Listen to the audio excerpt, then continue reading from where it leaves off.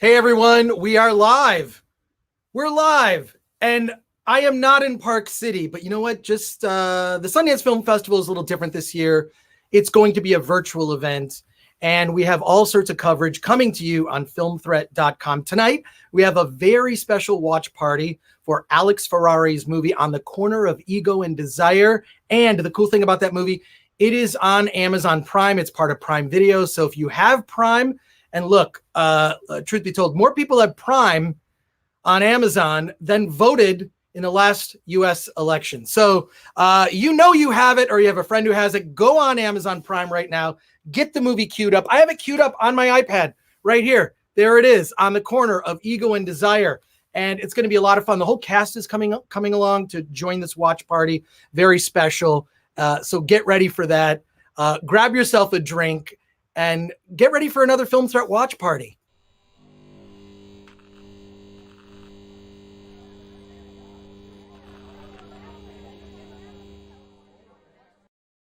Now, before we get to Alex Ferrari and the cast from On the Corner of Ego and Desire, I am so excited to introduce a bunch of writers and editors from filmthreat.com. A lot of people associate me with Film Threat. It's something for some reason, I can't shake that. No matter what I do, I am still the Film Threat guy. No matter what other projects I do, people just say, you're the Film Threat guy. You know, I'm kind of, what can I say? I'm stuck with that, but that's cool. I get to hang out with the coolest group of writers. We're all movie geeks. It's super fun. And they are busting their ass to bring you in the next week, more than reviews and coverage of about 100 movies from Park City. And when I say from Park City, I mean probably from their living room where they're watching the virtual Sundance event, which is happening on their couches. But what can I say? I turned off my heat today. I'm in Pasadena, California, where it is bitter in the low 50s. It's cold in my place, which explains all this winter gear. But let me bring on this amazing group of people that I work with. And they're going to tell you all about the coolest movies that they've seen at Sundance so far.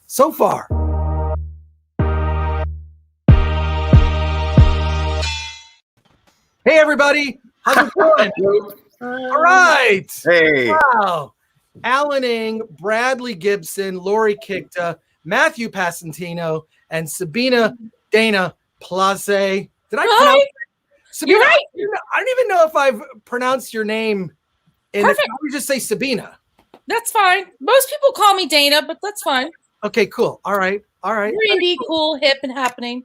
I want you also to post your comments and questions in the chat. We're going to be putting up some of your chat questions and answering what we can. People are saying, really looking forward to seeing this. Thank you, David Sedgwick. Daniel, looking forward to the new Sion Sono film. Oh, maybe someone has some insight into that. And then Damien, I'm your hero. I was going to say, I don't know. Thank you for that. I do appreciate it. But post your questions in the chat. I want to play a game with everybody here. The Big Cheese. I'm going to put you in the spotlight, and I want to hear what you've seen so far from the screeners you've seen. I've seen 2 Sundance movies so far. 2 Sundance movies, and I don't even have a pass this year. By the way, I was not able to get a pass, but that's okay. I'm going to put everybody in the spotlight. I want to hear what you have seen that you think is the best thing you've seen from Sundance so far. We're not very deep into it. It is Friday, and Friday at Sundance, we would be, well, first of all, cold, trying to catch a bus, and maybe seeing 3 movies at the Echo, going to the Egyptian. But let's start with Sabina. Tell us, what have you seen so far? Well, first of all, I just want to say it's an honor to be with everyone working on all this and be a part of Film Threat. I'm just giddy.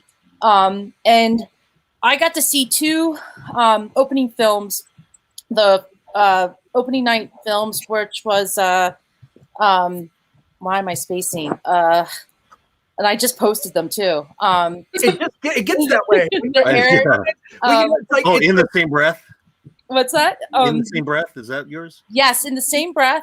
Which was a documentary, and then the dramatic film, One for the Road, and then I also squeezed in 3 shorts, which were all so unique and different and pretty wild. But the documentary is about the COVID-19 by an amazing filmmaker who has been part of Sundance. And the minute she left Sundance last year as a jury person, she went ahead and started this documentary, which she pretty much finished almost to the day of arriving, because she's got footage from this year's New Year's in Wuhan. And it's provocative, it's moving, it has you questioning government, and she was the narrator, and she did it all remotely. Wow. And then, yeah, it's an amazing film. I feel very honored that I got to watch it as a premiere. I think it's an HBO film too, so the world will get to see it. Very scary in terms of what she thinks of the world to come. And then One for the Road was a film from Thailand about two friends who journey through Thailand, a road movie in Thailand. And it's about the relationships and their dying wishes. And I cannot pronounce that filmmaker's name, but he did a really interesting thriller before, and he's now done this sort of drama piece. A little too long. I always say this about a lot of Sundance films; they just aren't done yet. And the shorts I saw were, like I said, they were 2 animated, 1 drama, all on current issues and all very well done. And I just finished Sons of Monarchs, which was a very interesting film on how science and biology and life and living all come together. And what I loved about it, it was featured a prominent actor from Mexico, and it featured incredible footage in Mexico and in the United States. And I really applaud Sundance for putting out films about people doing interesting things, not just the regular work that you expect. So that's all I got. Cool. All right, let's get to Brad. Okay, in 1 minute. And Brad, I'm just excited here because you've been to Sundance, the physical Sundance, before. I have. I loved it. It's fantastic. Sabina's been as well many times. Many times. This is not quite the experience, but this is how we're doing film festivals now. What have you seen at Sundance that's impressed you so far? And you've got a minute of our attention at the moment. Excellent. Thank you. Well, and I want to echo Sabina's sentiments about being really proud to be able to do this, and with the group of people that we work with. It's amazing. You're not getting an award. You're getting it's an incredible experience. Are you going to play me out like the orchestra? No acceptance speeches. Just tell us what movies you've done. Cut to the chase. Oh my God. So I've seen 3 films so far. One is a really dark, beautifully done female-produced revenge fantasy called Violation. Also, today I've seen 2 premieres. The first one is a rare film out of Malta called Lutsu, and it's about a young fisherman grappling with how to stay in the profession of his father and his grandfather. The Lutsu is actually what the boat is called, and it's a really tight movie about him trying to figure out how to survive as a fisherman in a world where fishermen are not really wanted or needed in Malta any longer. And then, can I say, Brad, when you describe that, I have no interest in seeing that movie. okay.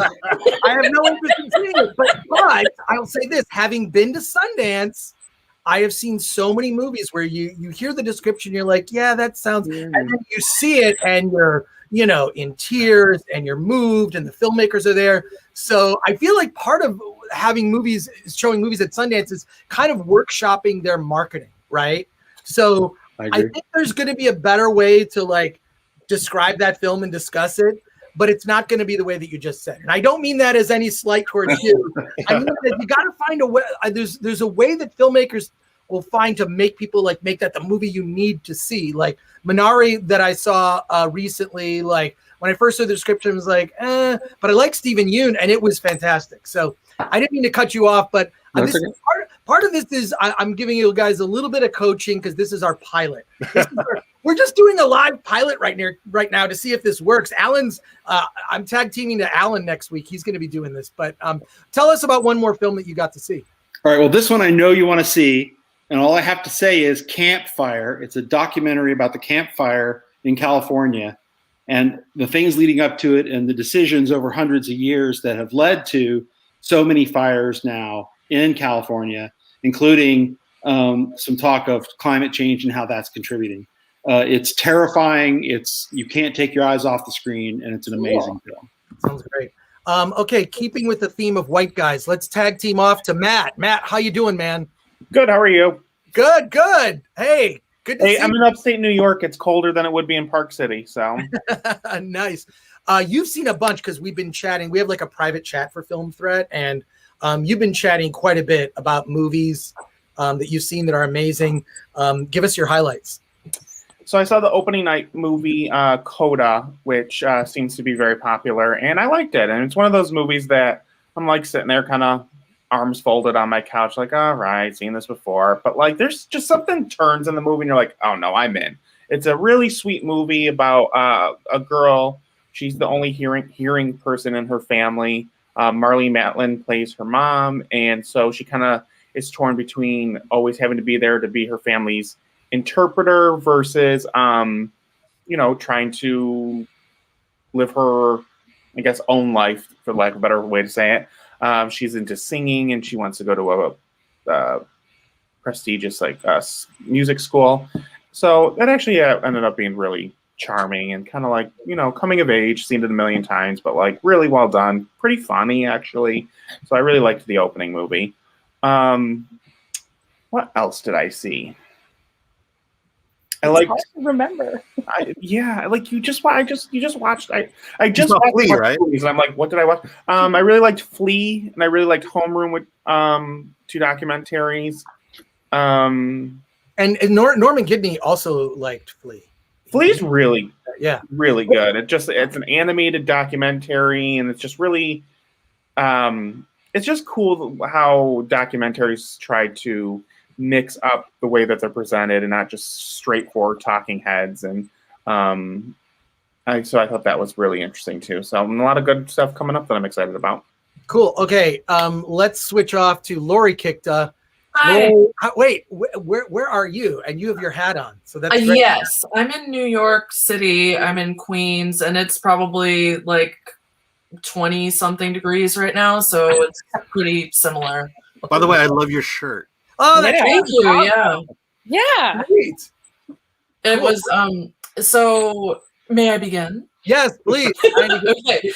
So I just actually saw that this review that I did for this movie just came up on Film Threat, so you can read it. But it's called, the movie that I like the most is a movie called Censor. And it's about a woman in 1980s England who is a film censor. And so basically she sits there and watches movies all day, kind of like us. But instead of what we do, she takes out all the fun stuff, like all the gore and the sex and the violence and all that kind of stuff. And so the movie is kind of about the effects that violence have on us as we watch movies. And also it's like an homage to the video nasty era of cinema in the 80s. So it has a lot of really cool, like 80s like gore effects, and it's just a lot of VHS recordings, and it's really cool. Like I definitely recommend that. And then I also saw Summer of Soul, which is Questlove's directorial debut. Amazing. If you're from New York, it takes place in Harlem in 1969. It has like every musical act that is like a soul act that you can probably think of, like Sly and the Family Stone, Stevie Wonder, Mavis Staples, etc. Yeah. And it's like, it's just unbelievable. Like it talks about politics, music, culture, like, New York, everything. So I really liked that one. And then the one that I saw today was called Crypto Zoo, and that movie is weird AF, and in a really good way. It is an animated film, but it's definitely not for children, which I love because I hate family friendly stuff. But so it was about cryptids, which if anybody knows what they are, they're like mythological creatures, and there's a sanctuary called the Crypto Zoo where they stay in, and it's about like the zookeepers and the people that are in the zoo, and I can't really even explain it because it's so weird, but I loved it. Is that like Pokemon? Yeah, it's like X-rated Pokemon. Sorry, All right, that's Honestly. weird. Well, we can read all your reviews on filmthreat.com. Alan Ng is here. All right. I'm gonna be fast because I've only seen 2 movies and one is still embargoed. But Okay, well, just tell us about the 2 films you've seen so far. Yeah. Well, the one I can talk about is Homeroom. It's a documentary. It follows the senior class of Oakland High School during the 2019-2020 school year. And something interesting happens midway through the school year that kind of changes the course of this school and every school in America. And so it's one of those where they set out to just make a documentary about Oakland High School. And there's a political conflict between the school and the school board, and then COVID hits midway through, and it's all true. And it's just, it's one of those where I think it's a better movie because of COVID. Oh wow! And what else have you seen? Oh, I saw Mother Schmuckers, and again, I'm embargoed on that one until tomorrow. So I'm it's curious. insane. Just you can give us a take. I mean, you can embargo on the review, but you can tell us about Mother Schmuckers. Yeah, it's these 2 guys it's shot in Brussels. It's these 2 guys, and they're they're trying to get their mother's dog back because it ran away. And the guy who has it wants to date their mother, and and they're trying to borrow a car for a friend, and and someone gets his wiener bit off, and it's one of the midnight screenings. Alan, you had me at wiener bit off. That is probably it's weird. It's a screwball comedy. I mean, it's these, it reminds me of like the Young Ones, South Park. Ooh. It's just Belgian. Yeah, but Belgian. Nice. Well, I'm excited that you're all here. We're usually not all here together on one screen. We're usually just chatting away on River. But just to let everyone know that's watching, first of all, join us for this Film Threat watch party for On the Corner of Ego and Desire. Get the movie. It's on Amazon Prime, and it's part of your Prime subscription, so it is free. We're waiting for filmmaker, director Alex Ferrari, who's also the host of a website and podcast called Indie Film Hustle. If you have not watched episodes of Indie Film Hustle on YouTube or listened to it, he does a podcast about screenwriting.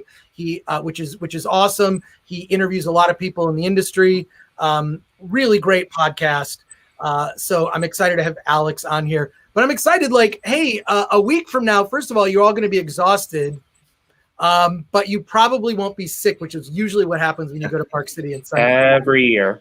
But I want to encourage everybody. We'll be starting tomorrow, right, Alan? Is it tomorrow? Yes. Starting tomorrow, there'll be daily coverage on our YouTube channel there. And then also you can go to filmthreat.com and check out reviews from Sundance.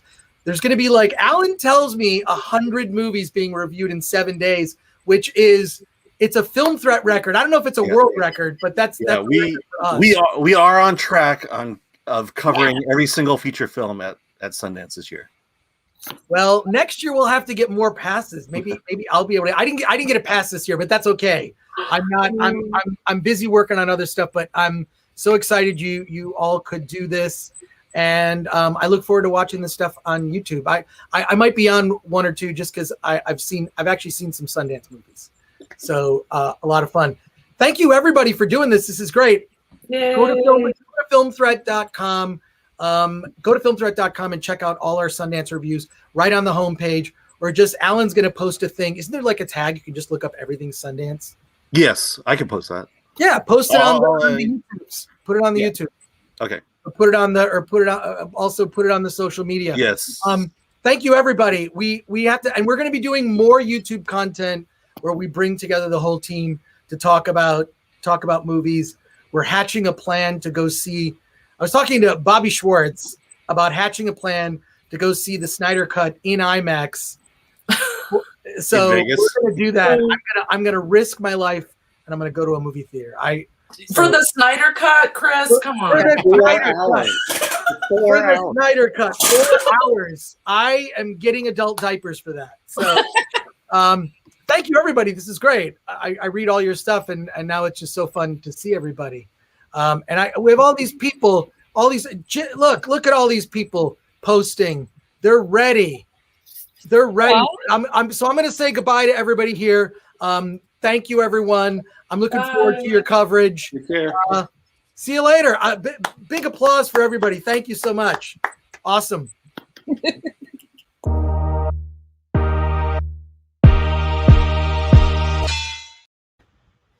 Hey, everyone. I think we're ready now for Alex Ferrari and his team. They are here to watch On the Corner of Ego and Desire. And if you've been to Sundance, this is going to quickly become your new favorite movie. If you've never been to Sundance, this is a completely accurate way of expressing exactly what it's like to be there. What is it like to be in Park City at Sundance? What is it like to be there as a filmmaker? What happens during Sundance? Get ready. I'm bringing on Alex Ferrari and the cast of On the Corner of Ego and Desire.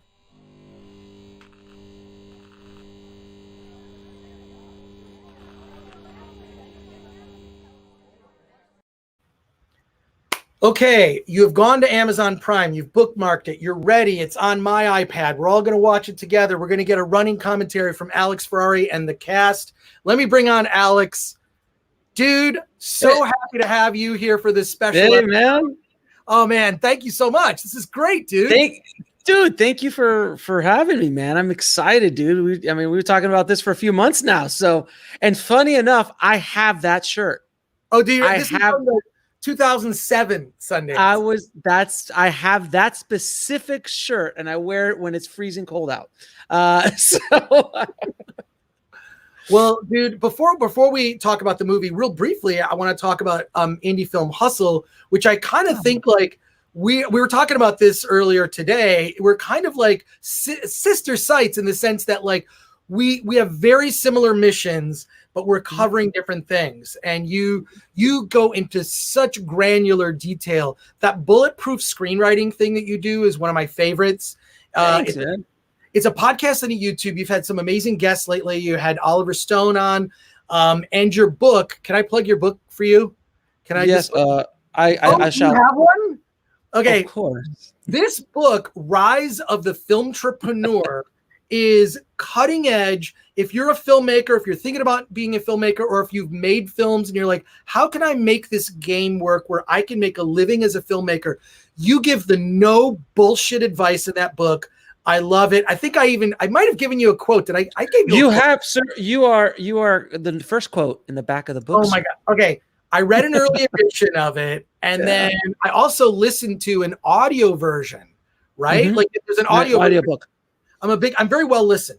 I will say I'm very well listened, very well rounded that way. But that book is phenomenal, and I mean, look, we're all here to support independent film. What you did with On the Corner of Ego and Desire, which is literally, you said this today, so I can't take credit for this. You said you've made a Christmas movie. This is a movie. Yeah. I think I kind of realized that that every year now. This was released last year. I shot it in 2018, and I waited 2 years to release it because of one year went by because I had to wait to submit to Sundance to see if I got in. Then the next year was just kind of like waiting. And they're like, oh, well, let's wait till Sundance comes and then we'll release it then. So I released it last year, and then this is the first year after it released. And I'm like, I think that I have a seasonal movie now that every year people around the Sundance time would want to watch this thing. And I've heard that from people who are like, oh, it's that time of year again. It's like, so I'm like, I've created Elf, but for film festival movies. Well, no, it's true. It's sort of like one of those, like Die Hard comes around every Christmas, right? Like people get in an argument. Die Hard is a Christmas movie. It's like, sure, but this movie definitely, if you're going to Park City, I can see people it's timeless in that sense, because I'm going to I think my first Sundance was 96. Okay. Wow. Yeah. But I mean, you've seen it change a lot. If you've got the 07 sweatshirt here, then you've seen it change a lot. But the sort of core of it is, noob filmmakers descending onto Park City, not knowing what they're doing.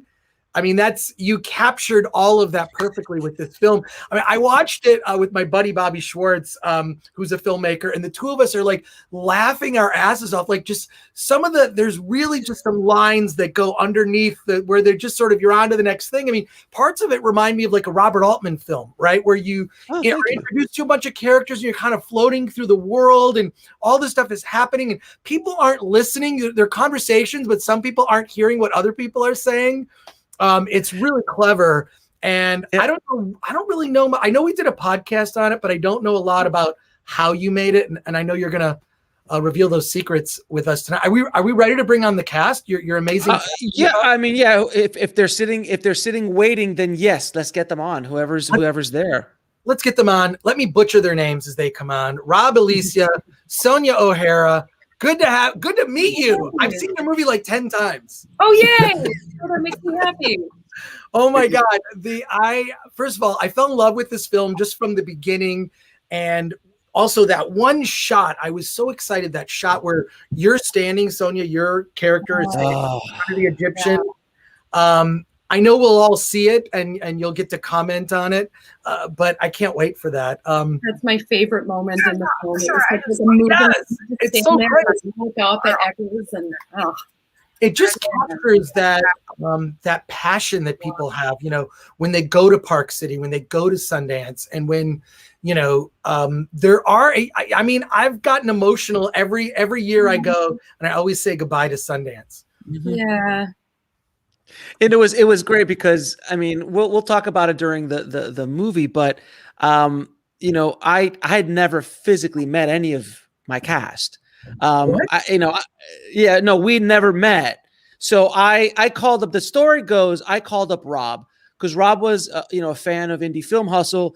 I had him interview me he actually asked me, can I interview you for your podcast? Because people want to ask questions about what you do. I'm like, all right, sure. And then Rob and I became friends. And when I was casting this whole thing started, I think, with my producer, Adam. We had the idea probably, I don't know, September, October, maybe. We're like, okay, we're getting ready to go to Sundance. What should we do about like doing some promotional stuff? And I'm like, hey, why don't let's make a movie? And then he's like, what do you want to make it about? I'm like, 3 filmmakers trying to get their movie made, obviously, and chasing the producers. So I started like reaching out to my contacts here in LA, which there's a few actors here in LA. And I reached out to them and I started talking to people, and it was hard to get anyone to commit to it. I even had one actor who was a bit more higher profile, and they literally looked at me and they're like, when I told them how I wanted to shoot this, they're like, no, dude, you're going to get me arrested. And I was like, yeah, this is not the movie for you, dude. Mm-hmm. So like literally, I think probably a month before Sundance, I call up Rob and I go, Rob, I want to cast you in my movie. And I never met Rob. I seen his work online. I was like, I think you'd be perfect. And then he's like, oh my God, that would be awesome. And then I think it was, if I remember correctly, like maybe a week later, I called you up. I go, Rob, I need some actors. Do you know anybody? And Rob, you could take it from there. Yeah. No, it was. I always thought the casting process of putting a film together is just so fun. Much like Alex and Sonja, I'm also a filmmaker. And when Alex was like, "Hey, I need to cast some people," I was like, "This is awesome," because if I get to work, also with people that I'm familiar with and have chemistry with, like, hey, it's all the better. And then I'd connected Alex with Sonja and Randy, and he loved them, and there we were months later, just in Sundance. And I think, Sonja, for you, was it your first time as well? I know it was my first time. It was my first time in Sundance. With this surreal thing all at once of like getting there and not really having to act, with like those initial moments of like, oh, Like everything was really like that amped up, and I was that genuinely excited. I'm not as obnoxious as Julia, but there is a true line of me being as excited and geeking out about being at Sundance. What was brilliant is this was the pitch. I'm like, look, guys, I don't know if this is going to work. But at the end of this whole thing, you in 20 years will have a story about that one time you made that film at Sundance. And that was the pitch I gave them. And they were all like, we're in. So we flew them out, and I don't know what they were expecting. I told them, I'm like, look, we have a really pimped out place on Main Street where we're going to shoot some stuff as well. And I don't think they really got it, but I actually filmed it. I filmed them walking in to the place for the first time. And you see their face just like, holy, like they were just so in awe, because the same way I was. And this was Adam Bowman, my producer's condo that he has there. I was the same way. I'm like, oh my God, it's like this insane, multi-million-dollar condo where we all stayed and shot and ate and did everything else that we did. Because normally if you do like a micro-budget indie film, you don't get these lavish accommodations. Like I've done Mumblecore before, and I go in and you're like staying on like some dude's like couch, and then I walk into this place and I was blown away. So that was really exciting. It was so awesome. And then we met, and then we sat down and started working out the characters and where we were going to shoot and all that kind of stuff. And I had such a good understanding of Sundance that I knew where we were going to shoot everything and kind of constructed everything. But these guys really brought so much to their characters. I gave them a seed, and they just kind of ran with it, and they just started working with themselves. And it was just remarkable to see it. And then, Sonja, sorry, it's confusing sometimes. It's a merge of the two. The stuff that started coming out of her mouth, I swear to God, I was just like, what is going on? Like some of the improv stuff that it was so amazing. I mean, the one line that I swear after I yelled cut, I'm like, I want to punch you in the face. It was just so, I told her that. Yes. Oh my God! Sorry, Sonja. Sorry, what did you say? Stepped on what you were saying. Oh, I was just going to say that I thought of Alex the other day because I finally watched Yojimbo on Criterion, and I was like, well, I feel like I've met Julia. Like I've met that person. We all have. Every year, I've met multiple Julias at Sundance. Very naive and sort of like, making stuff up on the fly and, being caught in those kind of crazy situations. But also I find it's kind of endearing, I think it's really that your character was very endearing because I know that character. I mean, that's, wide-eyed, never been here. Right. And still like ostentatious and cocky enough to think that they can blend in, which was my favorite part, Yeah. Yeah. Well, look, we've got Rob's dad is watching. Yeah. So there you go. Which I just want to remind everybody, you can post your comments and questions as we watch the film. I think we're getting ready to watch the movie. Are we ready? Is the audience ready? And you're going to have to give us a countdown, Alex, of when to press play. I've got the movie all queued up and good to go.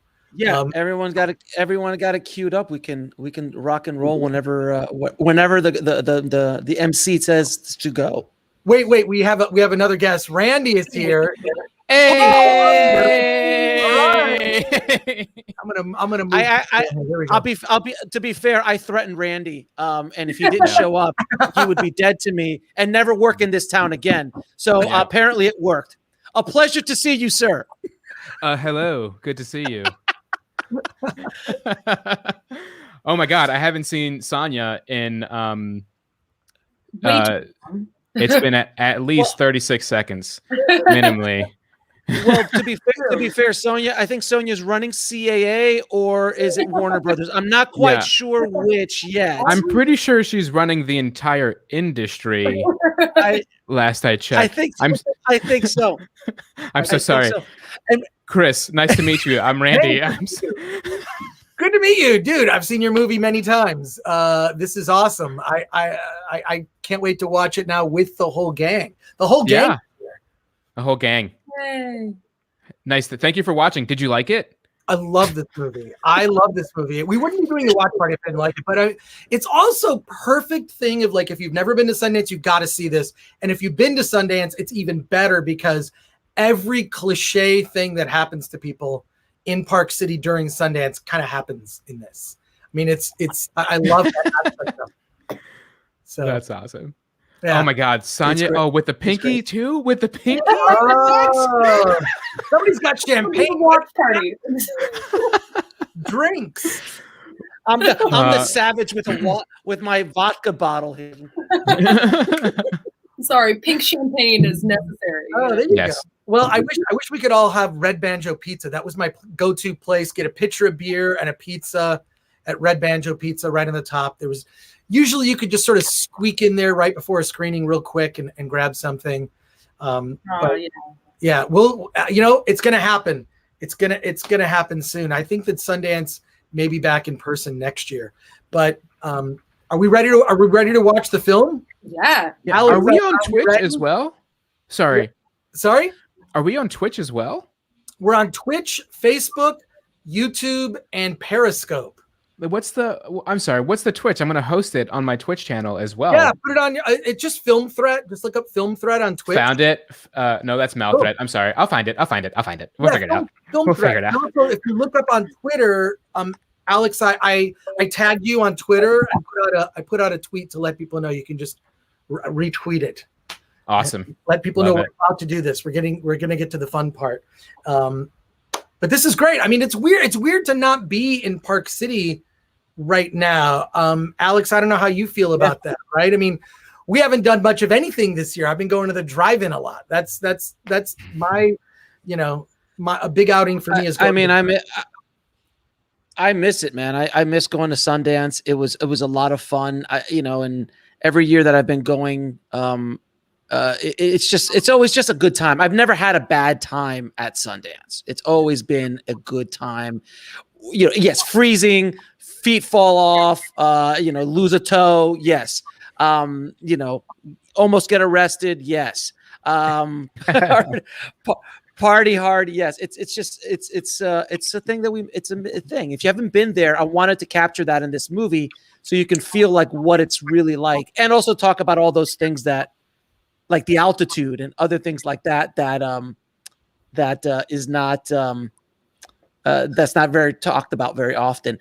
And someone else who's watching, I got to give a shout out to my main man Uncle Straw. Yay! Everybody, hey, Straw. Uncle Straw, who is easily the most overqualified production assistant in the history of cinema. God.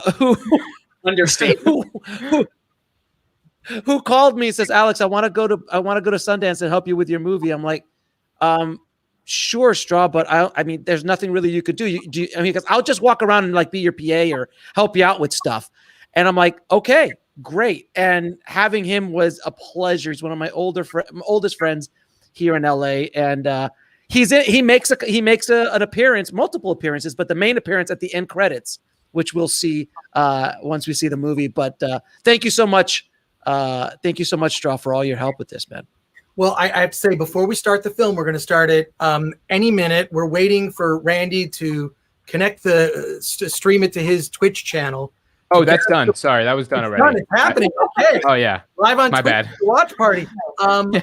We have another guest who's about to join us. The one and only Robert Peters is here. Dude, good to see you, man. What are you doing? I'm trying to get in there. You're in. You're on. I'm in. Okay. Oh my gosh. Hey, Robert. You can tell I'm not a technical dude here. This is cool though. I love it. Well, I need to let people know this is a second screen experience. So you should probably have this on your iPad or computer, or maybe your iPhone, whatever. You can listen to us talk while you watch the movie on your television on the corner of Ego and Desire. I think we're getting ready to press play. We need Alex to give a countdown. I'll be monitoring the chat. So anyone that wants to post your comments, your questions for the cast. I'll be monitoring that, but Alex is taking over the show with the cast, as we watch On the Corner of Ego and Desire, and we'll fix that echo problem. It might be you there, Robert. Wait, you just came in on another stream. We got two Robert Peter. He cloned himself. Okay, so that's what's probably wrong. What do I need to do? Turn something off, obviously. Whoa. Okay. Well, we fixed it. So there you go. And wait, one more buddy of mine, Alok Mishra. What is he saying? One is always so constantly drunk at Sundance that at some point the Main Street Pizza and Noodle Restaurant and Red Banjo Pizza seems like a good option. Red Banjo Pizza is my go-to, Alok. I don't know what you're talking about. I might have to mute you, Robert, for just a sec while we figure out maybe just turn your volume down a little bit. But I apologize. Yes, I'm sure. No worries, man. No worries. We're going to start a podcast where I teach you how to add a photo to an email. I promise you on our podcast.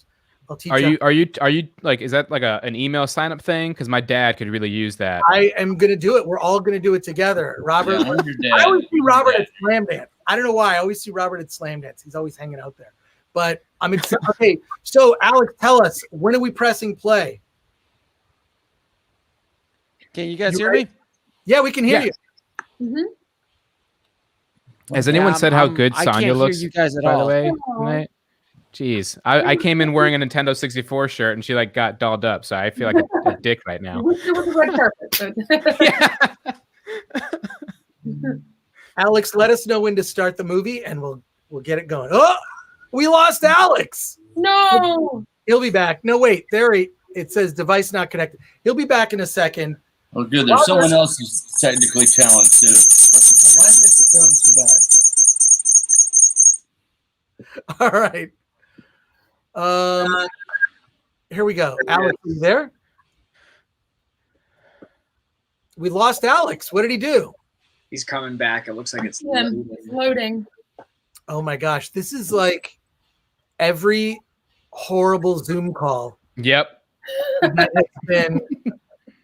Everything is a Zoom call now. It's true. While we're waiting, I'm going to grab some water. I will be right back. Where is he? He'll be right back. All right. We're not in Park City. I want to talk about, before Alex comes back and we start the film, your Park City experiences. Okay. I won't leave yet then. Wait, there's Alex. There he is. All right. There. Here, guys. Okay.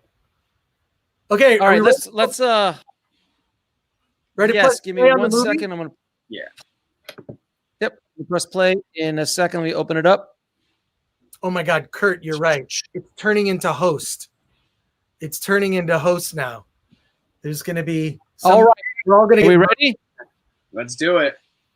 You ready? All right. 3, 2, 1.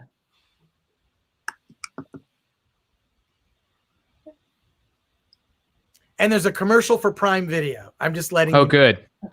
Oh, is there? I'm watching a commercial for Yearly Departed, and no, it's a montage of all the content that's on Amazon. So, Chris, let me know when it starts playing. I'll let you know when it starts playing. Does everyone else press play on Amazon? I just paused at 23 seconds while I wait for you to find. Okay. It's starting now. I see the Indie Rights logo. Okay. And it's the Indie Film Hustle. Got that logo in there. It's happening. Media Circus. I see the Media Circus logo. It is time, Angie Mac.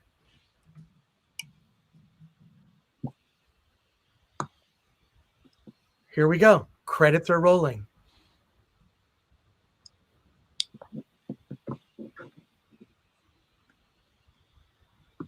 It's happening. Okay, here it is in black and white, and everybody's there. Everybody's there but Robert.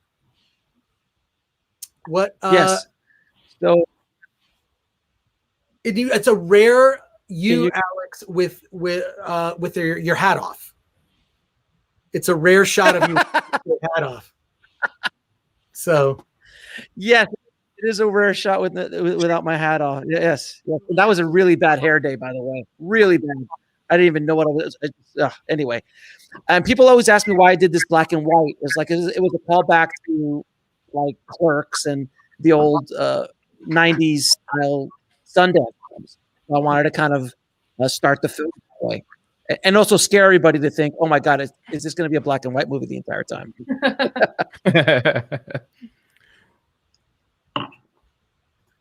Yeah, I added all that. I added all the grain and all of that stuff. Wanted that Super 16, early '90s Sundance vibe.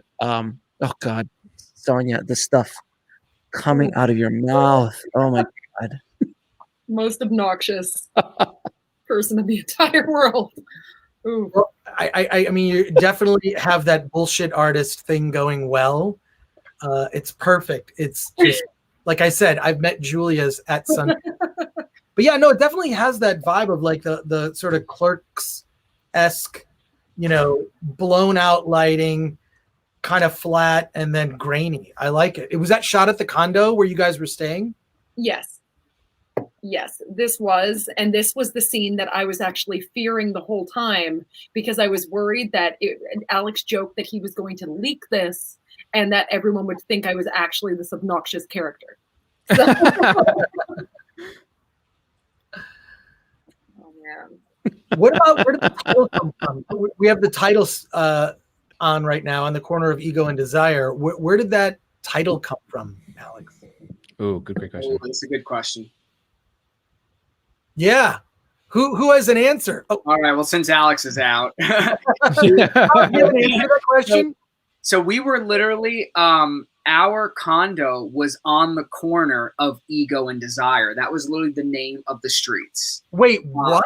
That actually Yeah. exists? It was the year that Sundance put up those like big motivational posts. And we were on the actual corner of it. And I was like, wow, look, we're next to Desire. And then he's like, dude, that's Ego right there. Well, and here's a little, I guess, on the corner of Ego and Desire secret. Originally, Alex was going to call the film Unofficial Selection. That was going to be the original title of it.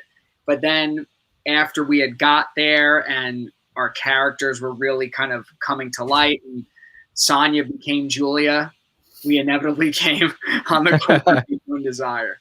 And I believe there's a documentary about Sundance called Unofficial Selection, right? I think there might have been, yeah. And I felt like this was like a way of maintaining, our own identity as like, just having a little bit more. I always wanted to make a short film called TBA, and then just put it in the program guide as TBA to see if anybody would get it. See, that's a film programmer joke, because TBA is to be announced. It's just right. It's I was just workshopping that, didn't work. On that note, my pal Al asks, how much of the film was improvised? I mean, there was a script. 90. The whole thing? 95%. Wow. The dialogue was almost completely, if not all. I mean, just a few lines here and there I threw in there, but generally almost the entire thing is improvised. But everything was structured, and the story and all that stuff was kind of developed prior, and we kind of worked a little bit along the way as well. Right. It was a team effort, to say the least. Definitely. Like I we love had a location and be using what we were really seeing, especially like celebrities on the street. That was like a fun one of being like, actually so-and-so, Yeah. I love this shot of the three of you on the ledge, just kind of overlooking. It's such a beautiful shot. It was also really cold. Thank you. The entire time it was freezing. The whole time it was so cold. When I made the terrible choice of wearing like a thin jacket and leather pants to look stylish and svelte, when I really should have been bundled up in a giant parka, and I'm from Nova Scotia, so I have no excuse for this rookie mistake. And I had the same outfit the whole time. But that look that you had is so perfect. It's so dead on to people that come to Park City that don't know. I can't tell you how many times that every year I always see there's a bunch of women walking around wearing open-toed heels. Yes. On Main Street. My What? face There was one guy we saw who was walking around barefoot the entire day. Not entire day, the entire time he was there. He was just like, "Yeah, I just don't wear shoes." And I'm like, we're in Utah, right? He's like, "Yeah, I don't ever wear shoes." Oh my God. That's just nuts. Well, we lost Alex again, but I'm sure he'll be back shortly. Sweet. Yeah, Alex, I mean, we had such a small team on this, and Alex, shot it, colored it, edited it. It was just crazy to see everything he was able to do. And our incredible DP Austin deserves. Yeah. I mean, Austin was just so incredible. I mean, how big was our team? And we were like less than 6. No, and his hands are like shaking, and he's holding that camera and maintaining it. There's no jerkiness. So Austin deserves an award. I love Sonja's lines. Like people keep looking at me. I think they're recognizing me from some like random Q&A she did. I swear you could definitely bullshit your way and pretend and tell people, that you're from. So I mean, like when we would go there with the Film Threat team, we would actually make our own badges that just said Film Threat Press, and we would laminate them. And by laminate, meaning we would take clear packing tape and we would make a badge. And it looked so legit. People would see it and be like, oh, you're media, right? Color printed out badges made with clear packing tape. It was so cheap, but they looked legit. And we would get those for people because we couldn't ever get enough badges for everyone that came from Film Threat. So we'd make our own Film Threat Press badges that just said press, and it worked. Alex, you're back. This movie's making me sad now. It's making me sad because I'm seeing everything that we would be doing. Oh my God, those leather pants. They look great. That's so like people that are there. Yeah, so impractical, so uncomfortable. And those leather pants definitely, felt. Sonja felt them later on. Oh yeah, when we shot in the middle of the night, and I was trying to stuff like leggings underneath them so I wouldn't freeze while filming on Main Street at 3 a.m. And you cannot do that. They were like a glove. That was a terrible, terrible choice. Oh, the bear. Everybody takes a photo with the bear. Yeah. Oh, Randy, that was love that.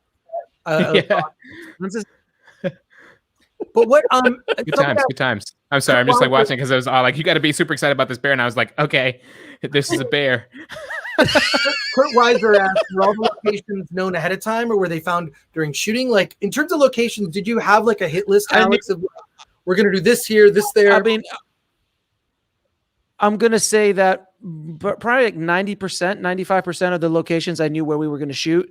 A couple of them we kind of found later on. I'll point out a couple that we found, but I just know Park City so well after going so many times. I just knew where we were going to shoot everything. So most of the stuff we found, but towards the end, we there was a couple that we just kind of started walking around and find stuff. But I'm going to say 85-90% of the locations we knew. Oh yeah. The stairs was planned beforehand. Oh, the stairs. Ooh. Oh yeah, I wrote a whole scene about the stairs. I was like, guys, there's these stairs, and they're like, what do you mean? I'm like, no, it's like the Exorcist stairs times 10. And trying to run up those stairs in heels when they were covered in ice. That was the worst. Jeez. Oh my God. That's right. I'm we're complaining over here wearing Timberlands and boots, and Sonja's running up with high it up there. Oh man. No, it was crazy, and we were you were just so annoyingly just jumping up those stairs that you're just look at her, she's just la la la la la la la. So amazing! It's so amazing. How many takes did you do for the stairs? Ooh. Oh God, how many takes did we do? I'm gonna say as a general statement, the whole movie, I don't think we ever went more than 2 or 3 takes. Is that fair, guys? I'd say that. Yeah, that's fair for you maybe, but you Rob and I have to keep going back down the stairs 10 or 15 stairs at a time so you can get those back shots and the front shots. So yeah, because we weren't going to keep going up and down those stairs. Oh God. Oh my God! This is my I love this. I love this lens, and this lens I call this the Kubrick lens because it's the Super 16 equivalent of what Stanley Kubrick used in 2001, Clockwork Orange, and a couple other films that he shot with. And it's like this perfectly like super wide, but you don't fisheye. You see, there's no fisheye, which is so amazing. And I shot it, I put it on my little camera, and I just love that shot. Sorry, I geeked out, film geek out. Sorry. What about Indie Scene is asking any locations you wish you could have gotten? Like, I mean, I could think of some places you would have gotten. I mean, we shot everywhere. What's that? I mean, we're inside Sundance headquarters. We shot 2-3 scenes inside Sundance headquarters while it was going on. We actually, and we'll tell a story when we get to the Egyptian later in the movie. We'll tell a story about what happened there. But generally speaking, we were never turned down anywhere. Either we stole it 100%, or they're just like the noodle pizza shop, not the Main Street Pizza. We went in, going with the idea of just stealing it until they told us to go. And then afterwards, like once they saw what we were doing, they're like, do you want us to turn the music down? Do you want us to be in the shot with you? I'm like, thank you. And we're going to order a lot of food. And they were like, cool, no worries. There was never a rejection anytime while we were in Park City.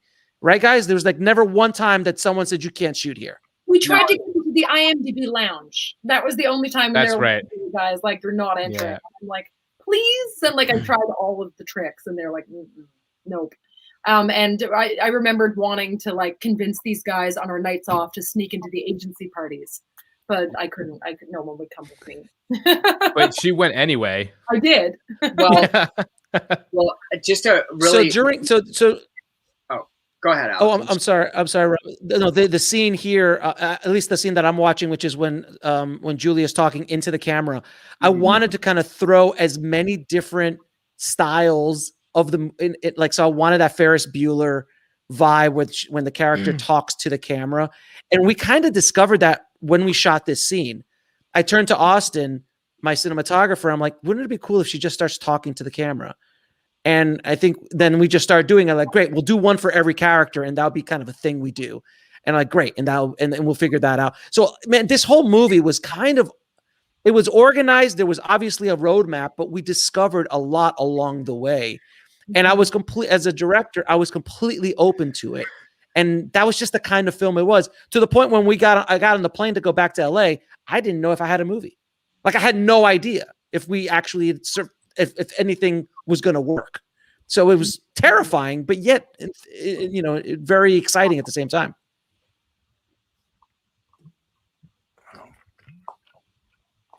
All the direct-to-camera addresses were the most fun, like from an acting standpoint. Like, there's something about like just getting like no holds barred access to the audience. Yeah, those are my favorite things to shoot.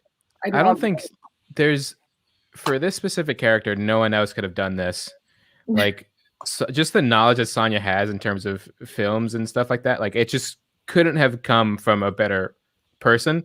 Like, she just monologued for a good like 3 minutes, and it was just like bang, bang, bang, bang, bang, bang, bang. Stop, we got it. Yeah, you'd be like, please. Yeah. Side note here, guys. If you notice, it was so cold. Austin was holding the monopod, and he was shaking. So the wide shot footage here is shaky, and I had to fix it in post. He was so cold that it actually was like shaking the whole lens and camera. Man. Indie Scene is another question for peeps that haven't been. Can you explain about the lists in order to get into all the venues? Not really from the film, more so the experience of being at Sundance. I know this just from, first of all, I have bullshitted my way into almost every party. I'm fortunate enough, having written a book and knowing and just going for years, I'll know someone who's already in the party or in line. Mm-hmm. And then the real next level way to get in is to take, like, just get like a pint of a pint glass, fill it with apple juice and shake it. So it's about half full. So there's foam on the top. Tie your winter coat around your waist. Sidle up. You don't make eye contact with anybody. This is very much a poker move, right? You don't make eye contact. You go right up to the guy at the door and you say, "Hey man, is it cool if I take this outside?" and it's the only thing that a doorman can be fired for is letting someone outside with alcohol. So they'll look at me and say, "No, get back in the party." Look at Sonja's face. Right. She's like writing this down. She's like taking notes. It's you gotta like act like you've been in the party. You're just going back and like you went out for a cigarette or something, right? So I just take off my stuff like I've been outside, and I'm holding a drink. Wow. So give that one a try. Wait, we have impressive. Rich RB Botto is here. He's joining us. Yes. Rich, how are you? No. Did RB? Is he making an appearance? Damn. I told you, brother, if I could do it, I could pull. If I could pull it off, I'd pull it off. Well, dude, you sound like you've got a throat issue. You might have a throat issue with the mic. Try leaving and coming back, or change your mic settings. Let me see something. Hold on. All right, cool. I'll mute you for the moment. It's really funny. We just mentioned RB in the movie, and he shows up. That's great. What perfect timing, RB. What perfect timing. Oh my God, Main Street Pizza Noodle. You guys were there. That part. That's awesome. Wait, here, Rob's back. RB is here. Can you hear me Great now? timing, RB. Yeah. Perfect. We hear you now. Perfect. RB, you're back. How are you, all you beautiful RB is people? here. RB is here. RB is here. Look at all these talented bastards in one place. Sorry, Sonja, I got that out of your face. A little branding. Moving. Don't worry. No. I moved it. Very kind. God, your movie's making me sad, Alex. It's reminded me of going to. I know, man. I miss it. No. I miss it. I'm like looking at it too. I'm like, everyone shot off that area in Sundance because it's a perfect shot of Main Street. And my theory with shooting all of this. That's Treasure Mountain Inn. Yeah, I mean, yeah, exactly. Yeah, that's where Slam Dance is.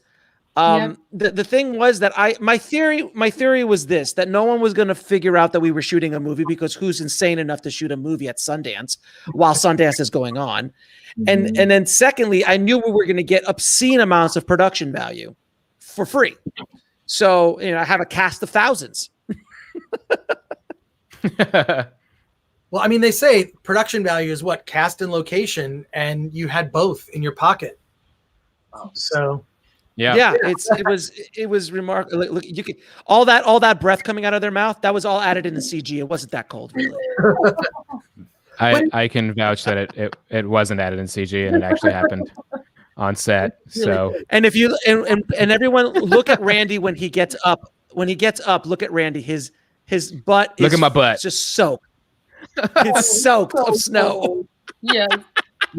You know what was actually what was so good about the weather is when we first arrived at Sundance, we were like the happiest like kids in a candy store that you could imagine being, right? We're all actors and filmmakers. Mm-hmm.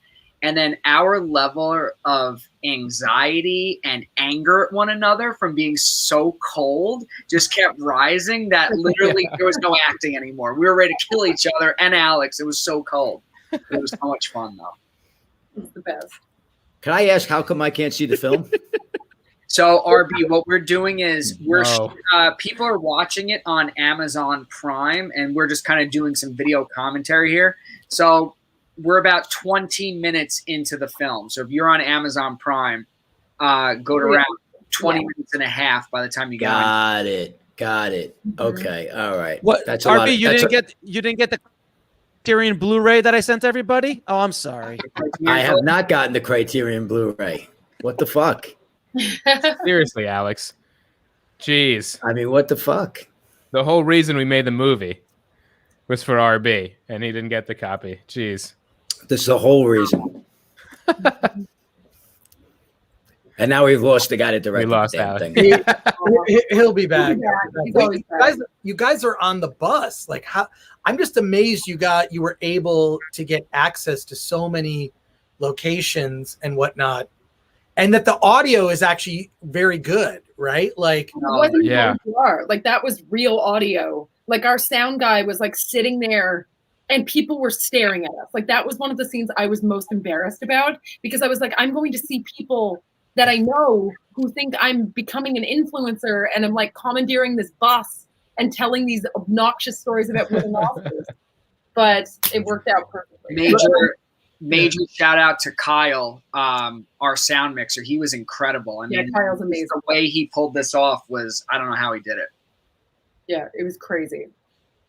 But it really came off well. The thing is, I'll say this, having been to Sundance, Sonja, no matter how annoying you thought you may have been, you are not even close to the most annoying person I've seen at Sundance. Not even in the top 100. I was about to say that, not even the top 100. I mean, it's yeah. If you're right, like you guys on that bus, that's like that's like 50 shades more normal than the rest of everybody that got on that bus. So I think I actually slipped on this part. Nope. Good. There was a part where I like really fell. Oh, right here. No, nothing. I don't know. let me get this movie. Let me see if I can get this on here. Yeah, it's Rich, it's a second screen experience. So you watch the movie on one screen. You get the commentary in a second screen. Like I dig it. Yeah, so you just watch the movie here, and then we're the running commentary, and people. RB, we're about 22 minutes and 40 seconds in. Okay. If you're approximately there, you're probably good. Yeah. Getting it on. Nice. Joining the fucking party. This is just so it's so authentic. I think for anyone that's been there, if they haven't seen this film, it's just gonna not only bring back memories, but also all the frustrations. Mm-hmm. Like, where are we at? Like 23 minutes? Right now. Let's see. Maybe 23, 30, close to that. Okay. I'm watching Randy do his thing. Yes. Yeah. Randy's yeah. I love it. It's one of my favorite parts. I just think how bold it is. The other thing is I'm sure you could get away with it from the shooting, because there are a lot of people with cameras. There's a lot of media at Sundance, right? So people are constantly being interviewed and stuff is happening. So you really wouldn't have stood out at all. So no, but I gotta give Sonja and Rob and Randy like all the credit in the world for this, from the standpoint that there is so much craziness going on at Sundance at any given time, and to be in the middle of that, be in the middle of all the mayhem that's going on, and still be improving and coming up with lines and just being creative and not being distracted, is that every time I watch this movie, that's what I think. Like I said, being on the bus. I mean, when you get on a bus at Sundance, and everybody's coming out of a movie. I mean, it's like mayhem, and everybody is, of course, praising the film that will, die a slow death. But but there they are, in the middle of it, cheering, just improvising the whole way through, and that was the impressive thing to me. Thank you. Yeah. You did a great job with your scene too. I mean, like gangbusters. Oh, please. To be honest, RB, guys, were you in this movie? I don't think so. I think I ended up in the cutting. I think I'm on the cutting room floor. I'm just kidding, man. I'm like Costner in the Big Chill. I'm on the cutting room floor. To be fair, don't give these guys too much credit. I completely saved them in post. I'm just saying the performances were completely saved in post production. And of course, I shouldn't say that they improv'd anything, because I know how closely they stayed to the script.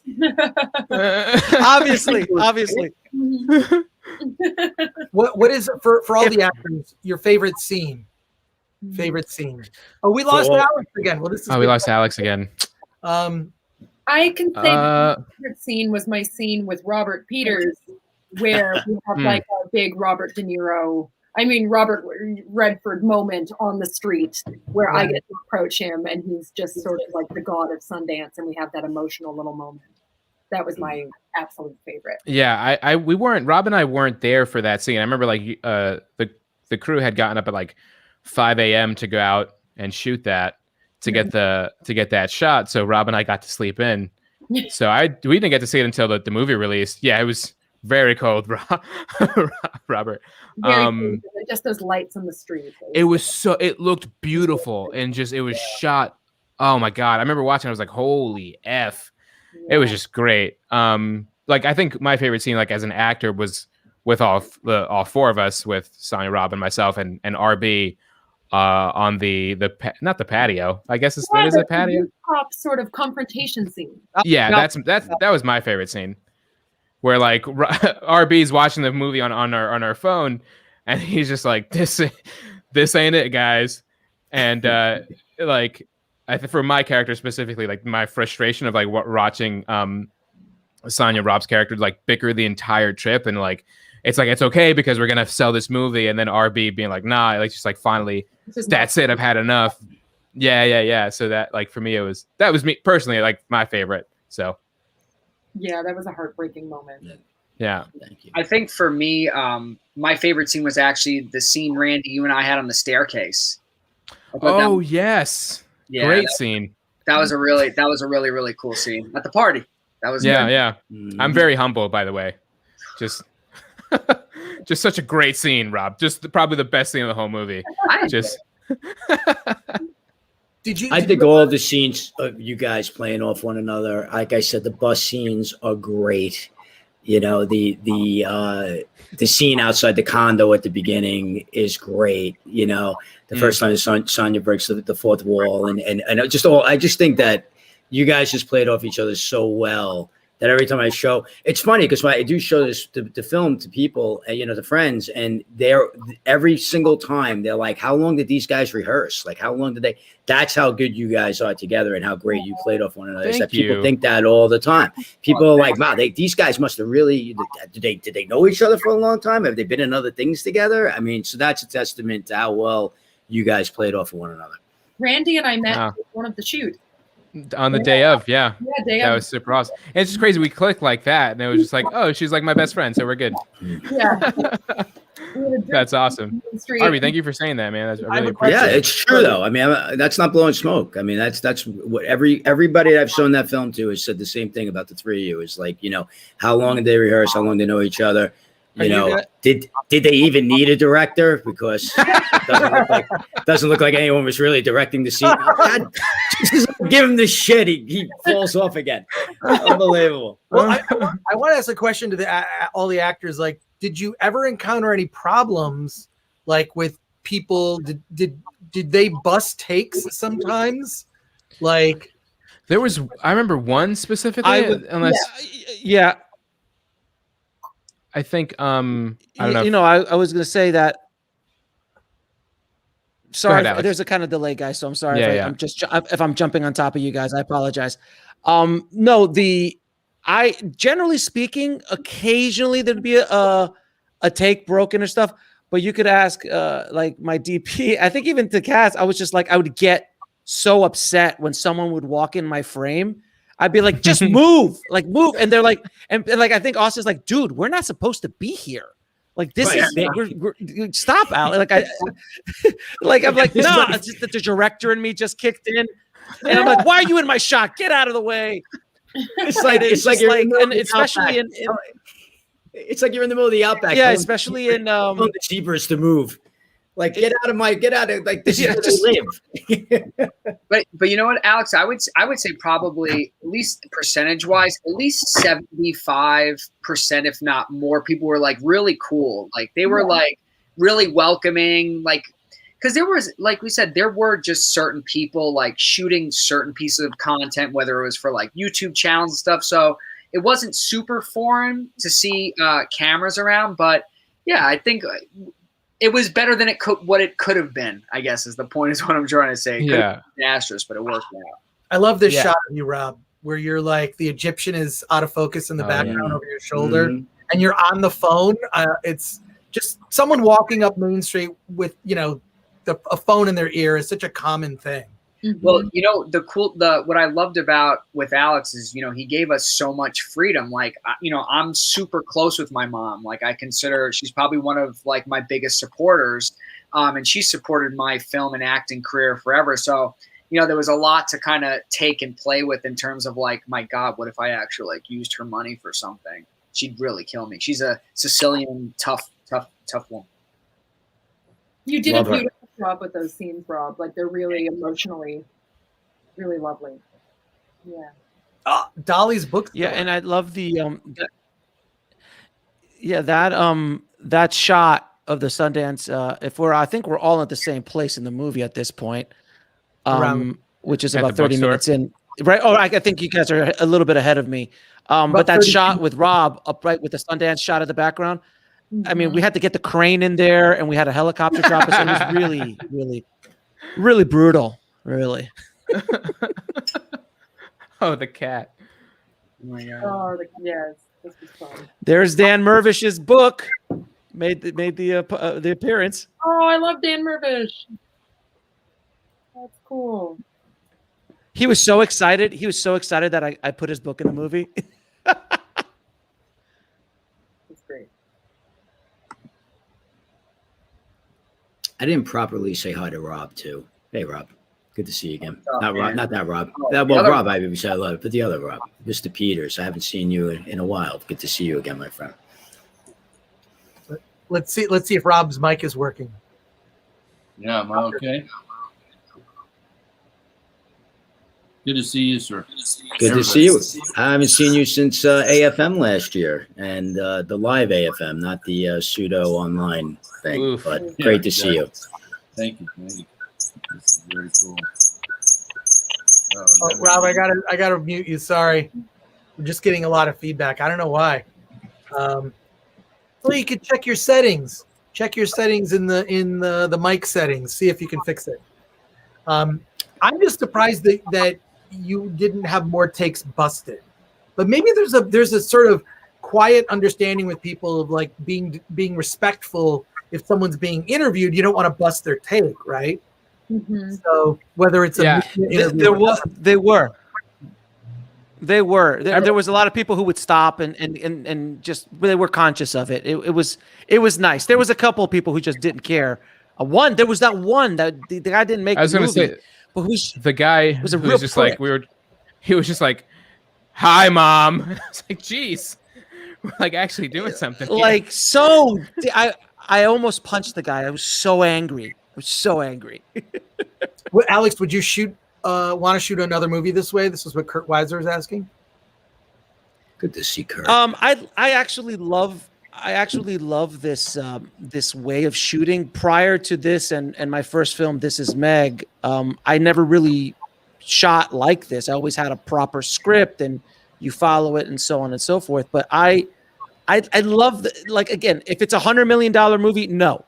But if it's a really low budget personal kind of film, absolutely, I would do it again. It all depends on the kind of story we're trying to tell and what we're trying to do. But I just love kind of being on the edge because this is really on the edge. You don't even know what's going to happen about this process. Mm-hmm. Yeah. I just gotta say really quick. This has nothing to do with what Alex just said, because who cares, right? I'm just kidding. I think the B stories in the movie, and I'm just like I'm in the movie, so whatever. But like the B stories, and like what all the individual people are going through as well, are like also really hit home. You know what I'm saying? Like just the scene with Sonja being dropped by her manager, by her rep. And she's just like, no, that's not right. You guys are wrong. Like, that's not what's happening. And I don't know. It's just, I don't know. I'm just really proud of this, man. I just really, really, really liked what we put together. And these guys know the story, but like here I am in the movie pretending to cold call like William Morris. And then within 2 months of being done the movie, I signed with them. Like it was like a very surreal thing. I had never met with them ever before. It was like very kismet. It was almost like a Julia moment of manifesting something. Yeah. And Well, how huge is that? Like it's very weird. Well, hopefully you'll never have to make that call that you made in the movie in real life. I didn't have it to happen like that.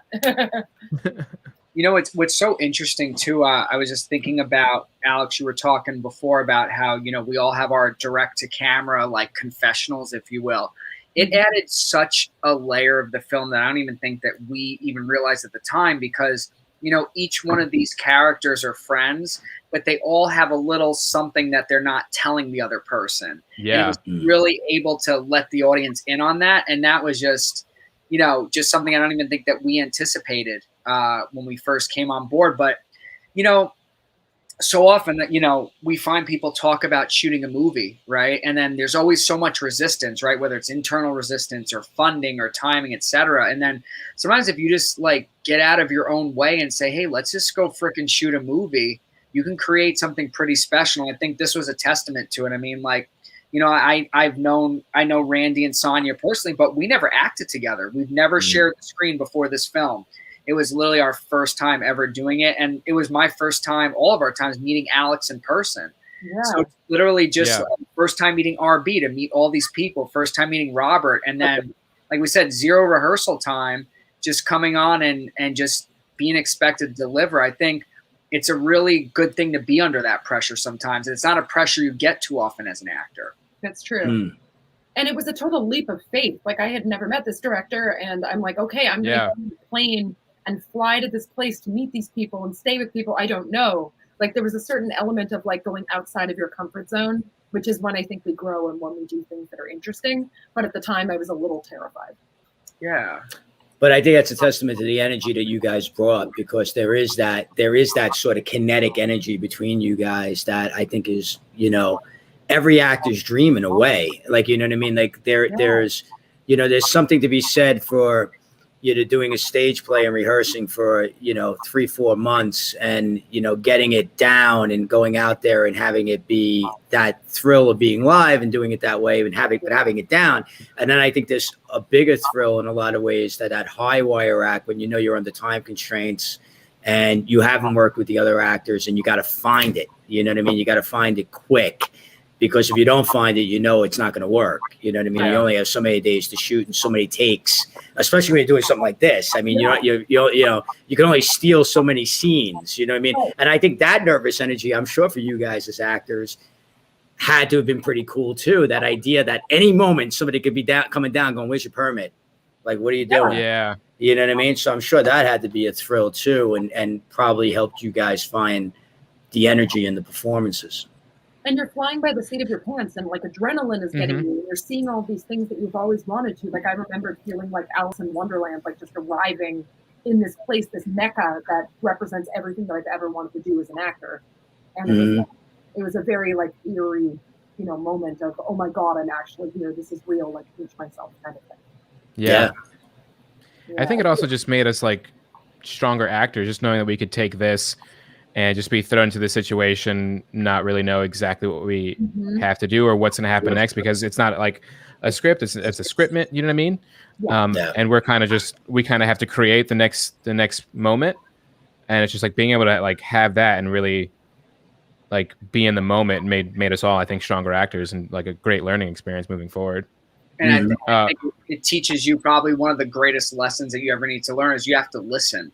Right? Like, very often as an actor, you're so focused on dialogue, but, in order to just not be jumping completely over one another and just really letting it feel organic and feel smooth, we just really had to learn to really be giving to one another and listen to one another. And that it reminded me of being in acting school. Honestly, it reminded me a lot of that.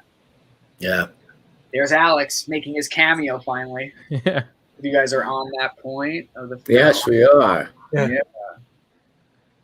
Oh my gosh. Somebody Robert, asked if the going back to something that Randy said too, that I think is important. Yes, Alex and I talk all the time about the proper way to handle yourself in this business. Him and I have done a million podcasts about this. And so, Randy, your point about the B stories, I think, is really well taken. The idea of like, if you go up to Sundance and you don't have a plan, or if you try to like, and Chris, I guarantee you could attest to this because you've been around this a long time. This idea to fake it till you make it in this business, you'll get exposed in 3 seconds flat. And I think that's a testament to what you were saying, Randy, about the B stories, because there's a lot of that in the B stories. Yeah. And, and that's one of the things I thought that Alex hit upon really, really well. When he first told me about this film, he was like, everything that we talk about on our podcast, he goes, I kind of want to film that. He goes, I kind of want to film that, you can fake it till you make it. And that that your authentic self is the thing that's going to win the day in this business.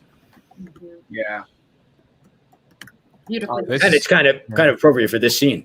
Yeah, I was gonna say this is where, like, the scene where, like, the shit really hits the fan, where it's like everything that we're trying to hide and trying to, push to the side until we can sell this movie, kind of just all comes to a head, And this is another scene where it seems like the three of you have been working together forever. I love this scene. I mean, like the riffing between you guys is unbelievable. I want to watch this. Look at Rob's face. Hey guys. Hey. Oh shit! Who invited Alex? Yes. Alex, are you on a dial-up or 2 cans and a string? I'm 24 baud. I'm on 24 baud. So there you go. Grab away then. Look at this. Dan Mervish is here. Dan. Yes. Dan, this is for Dan if he's still listening.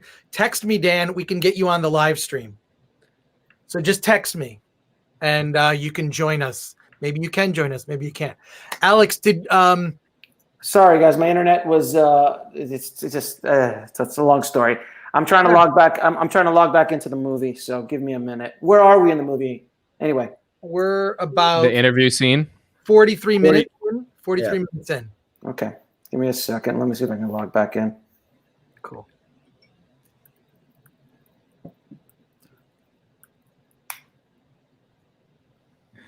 I just love this interview scene. It's such I love it. It just reminds me of every podcast for people that have not had a lot of experience being on podcasts. Mm-hmm. So it's very authentic to that. Sonja, you're insane in this scene. Like you're amazing in this. This one's hard for me to watch. It makes me cringe. No, I just love the tension of Rob. Like Rob is just at his wit's end. Like it's just like look at the look on his face of just like there's some classic looks. So. There we go. Where are we exactly, guys? Oh, we're about 46 minutes in. 46. Okay. Wow, you guys are ahead of me. Are you 46? Around I'm at 46. I'm at 44. I'm at 43. Have you guys gotten to the star wipe yet? No. Not yet. Okay. About 44 minutes. All right. We're watching your handsome ass bring the house down. No, the thing that was amazing shooting this scene is, I mean, I think when did we shoot this? Oh, it was like day 2 or 3. I think we had already gotten accustomed to each other and everything, and we're like, okay, I guess we're gonna spend the night here and watch this. I think this is before we watched The Room that night. Yeah. That night we watched The Room as a cast.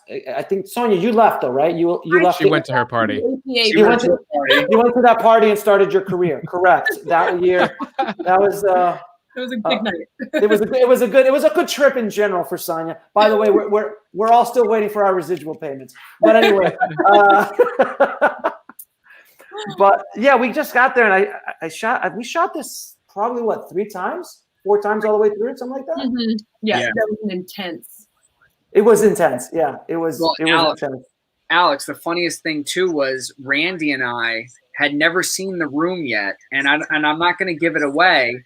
But an actor from The Room will make an appearance, a cameo appearance in this movie, and randomly showed up to our party. Like, I mean, she was invited. We had no idea she was going to be there. So we had literally just watched The Room. And Randy and I are like, is that who we think it is? Like, we literally thought we were hallucinating. No, it was, and it was like 1 o'clock in the morning or something, like 11 o'clock, 12 o'clock that night, the next night at the party. And it was insane. I still remember. right? Like, because what are the odds that we've never seen that movie before, Right. and one of the stars of the movie is at our party and is now in our film, and we're acting. And then she cast us, Rob and I, in her The Room like spin-off series, which was a really like fun point. Yeah. Oh, yeah. No, and I the can funny tell you, oh, I I'm can tell sorry. you, no, I could just say, I tell you, I've known Robin for years. There's Yeah. nothing random. There's nothing random about Robin. No, I remember we're shooting. I think we were shooting the scene with RB, and then Adam, the producer, comes in and just, "Hey man, Robin from The Room is here, and she wants to be in the movie."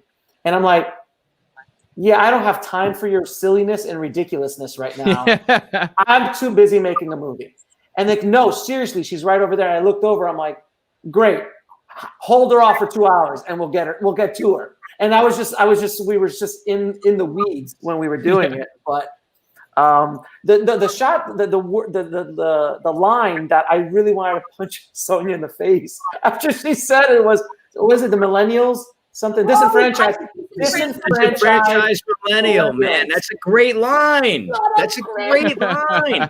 Oh, that's my favorite line. I forgot. That is a great Oh line. my God. I was like, after I remember I cut and I'm like, I swear to God, Sonja, I swear to God. No, we had a ball. We had a ball during this.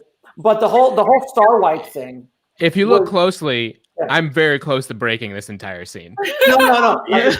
And when I busted out Star Wipe, which is such an inside joke to any filmmaker who's ever edited anything, I just like, wow, you used a lot of Star Wipes here. And Randy starts to shake. And then when I said it, Austin, my DP who had the camera, literally just couldn't. He couldn't. And then we all broke. And we all just broke after that. It was insane. It was crazy.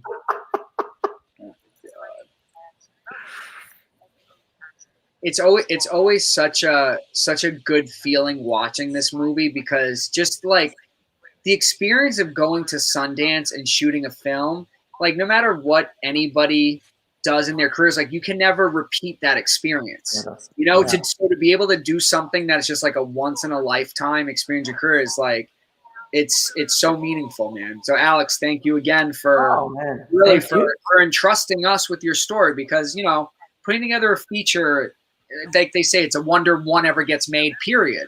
Oh, I don't know if you guys are at the same part. This is Adam, the producer, the bald-headed gentleman with the large beard. I don't know if we got to that point or past it. I think I'm a little behind you. Oh, I'm still in the interview. Oh, you're still in the interview? Okay, so well, it's like 40. I'm at 48:32. I'm at 48:42. I'm at the same spot. We're at the general spot. Yeah, round up. Just tacking on to that, because I want to give Alex just a ton of credit. I mean, when he first said to me, "I want to film a movie at Sundance," I'm like, "You're insane." And then in the next breath, I was like, you know what? In a weird way, you're going to be hiding in plain sight. Right. Because, Chris, like you said earlier, like you see a camera crew on the street. I mean, there's always people filming on the street. There's always stuff happening. But still, to be able to pull it off, like those people are filming an interview. They're filming, something that's documentary style, or something that is going to be new. It's newsworthy, or it's news. What Alex was filming was, a film where he had to say cut and let's do it again and everything like that. And to be able to do that hiding in plain sight is pretty impressive. I mean, it's beyond impressive. I'm not saying it's pretty impressive. It's ridiculously impressive. And then, like I was saying earlier, when you were on your dial-up, Alex, and falling off the interwebs, we were saying that, to be able to get these performances, and to be able to get what you wanted for your vision, and to be able, by the way, to be, and let's not minimize this, because it was a script, man. And, you asked people to improvise, and you asked people, but you gave them what the vision was, and to get them to deliver that kind of vision in that element under that pressure is impressive. And, this party that we're talking about later on, where he filmed at this party, we're talking about Rob in Paris and all this stuff and everything like that. That's a real party. I mean, that party is the party at the end of Sundance, and that thing is intense as hell. And there's people coming back, and he filmed like 5 scenes in there. And the funny thing is that most people were so drunk they were just like, they're like, oh, what? I just gotta say, one of the coolest things about that party, I am probably one of the biggest Blink 182 fans. So we're getting ready to shoot a scene. I turn and the man himself, Tom DeLonge, is just hanging out at the party. I'm like, holy crap! It's like the whole thing was just so surreal. It was insane. I still remember when I called RB up. I'm like, hey man, I'm shooting a movie at Sundance and I'm writing a part for you. You're going to be the guy that they're chasing. Do you want to do it? And I don't think there was much hesitation, if I remember, RB, right? It was pretty. You agreed to it pretty quickly.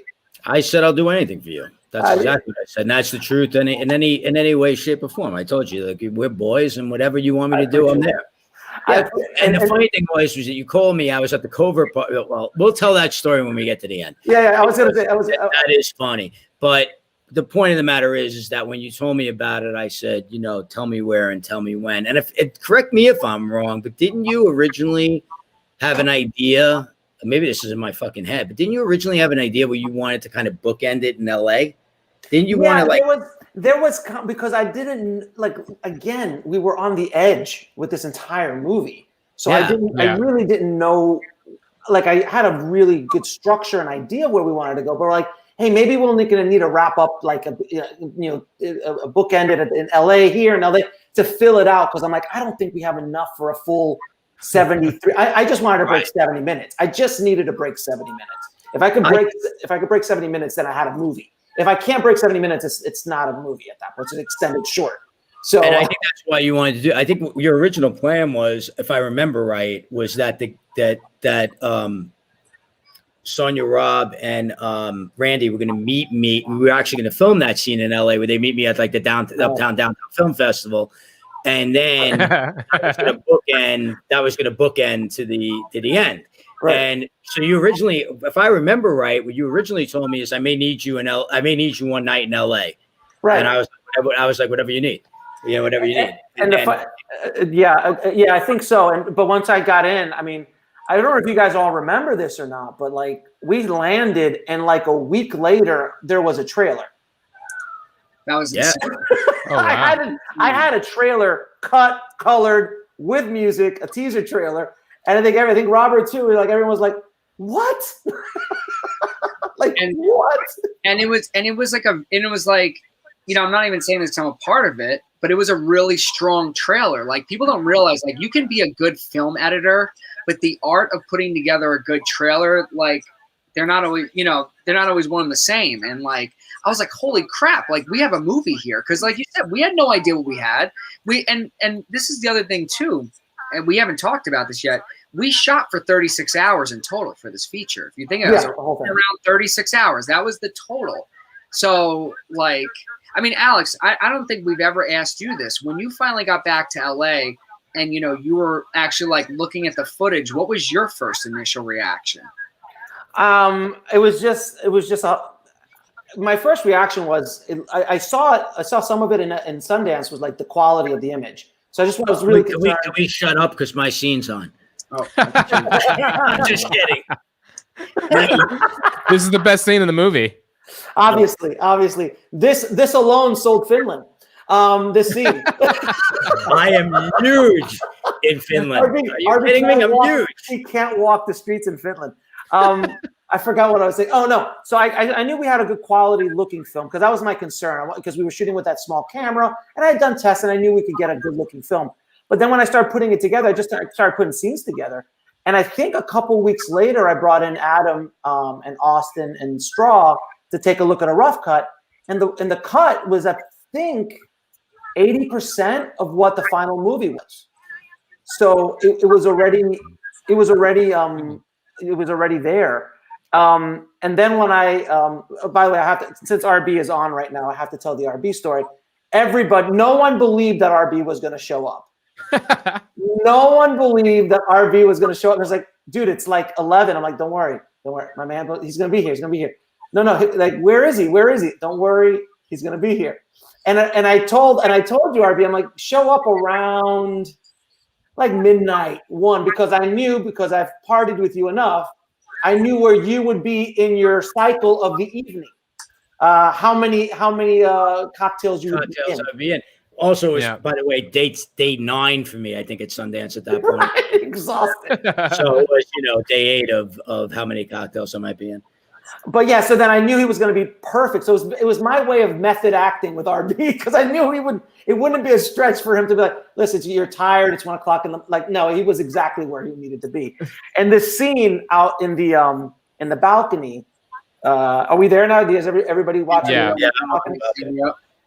Can you tell everybody, Rob and Randy, how cold was it out there? Dude.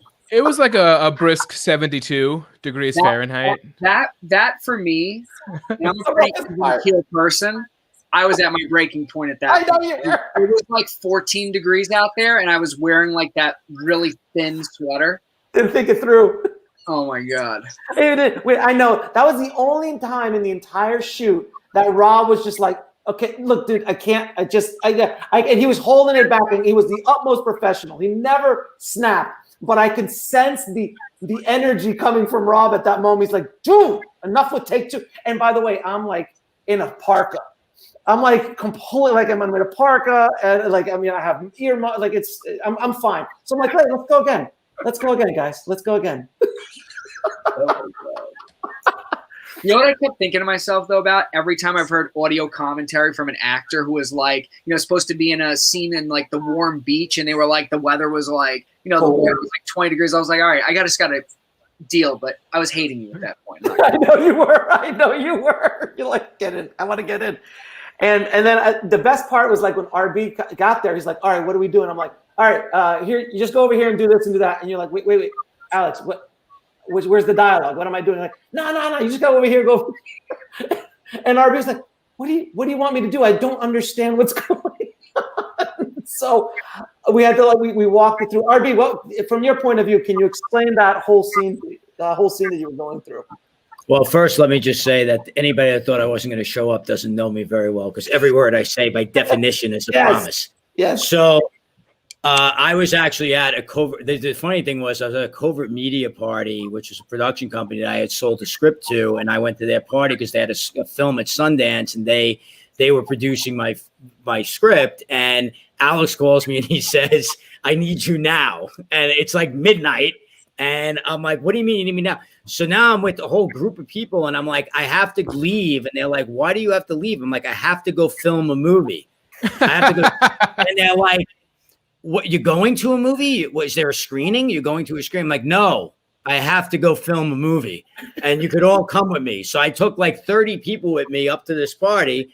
And I get there, and this motherfucker, and I say that with love, says to me after I bring everybody over, he goes, I'm going to need like an hour and a half. I'm filming this scene. I'm like, I forgot that.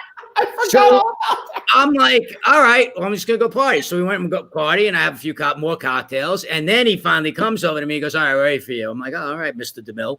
And he's like, all right. He goes, so this is what you're going to do. He goes, you're just going to listen to these guys and you're going to react. And I want you to just kill them the way you want to kill them. And I'm like, what does that mean? I have no idea what's happening. I haven't been with you for the last 6 days.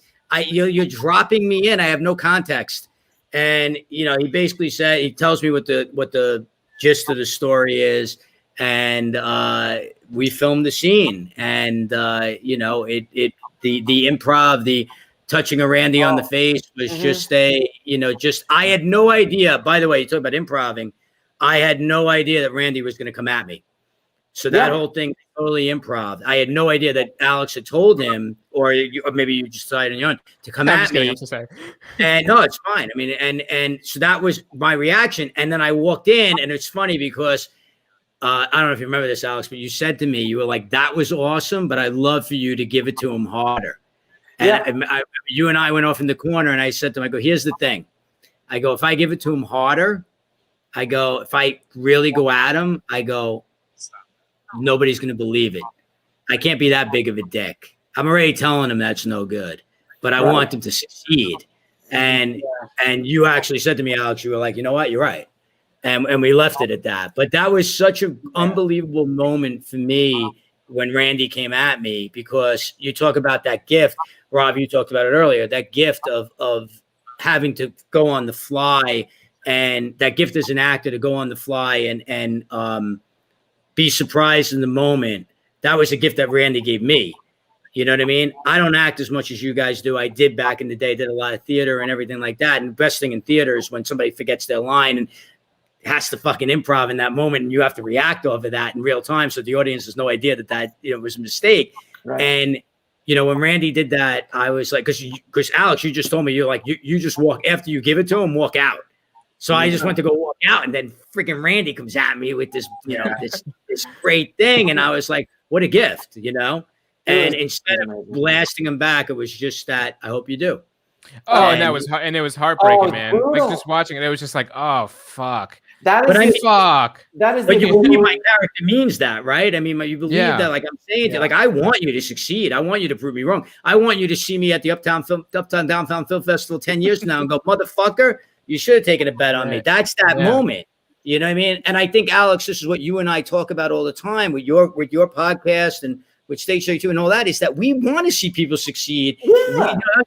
Those people that don't know, they don't know. So sometimes when you eviscerate somebody or you go after somebody, it's with tough love. It's not with, it's not to cause harm. And I think that's the beauty of that scene. And I think that moment when you touch him on the cheek is like, I hope you do. That's the equivalent of Empire Strikes Back. I love you. I know. I mean, it's literally, it's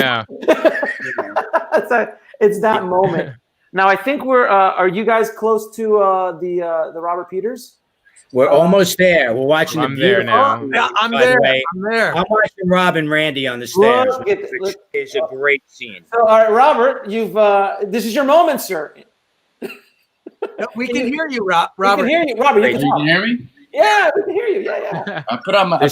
Such a great scene. Such a great scene. Such a beautiful scene. It's Robert, so great. By the way, the story of Robert being in this movie was this: where Robert was staying in. He's friends with Adam, and he was staying at the condo, and he kept saying, "Hey, man, do you have a part for me somewhere in the movie?" I'm like, "Yeah, Robert. I can't. It's too busy. I can't right now." And then we kept going and going, and then I'm like, "Oh, Adam, we need this one guy. He dropped out." I'm like, "Well, how about Robert?" I'm like, "Yeah, let's use Robert." And I honestly, at that point, I hadn't looked you up on IMDb yet, Robert. And then I looked you up. I was like, "Holy cow! I can't believe he's just been sitting here. This amazing actor has been sitting here in this room with me all this time." And he was right under my nose. And then, I mean, I know when you came out, but what was your experience shooting this out there? Besides, it was gold. Well, yeah, it was. I remember thinking there's so many great warm. What if I turn off this one thing? That'll help. Let me see one thing. Hold on one second. I may lose you completely. Let me try this. Sorry, I had to mute Robert. I think Robert was saying it was awesome.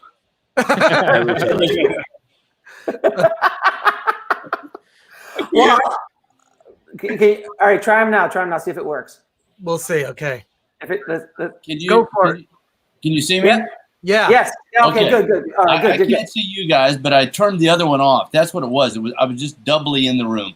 Anyway, all right, what I was going to say is, I was thinking of all the warm people, of all the warm places we could shoot this scene.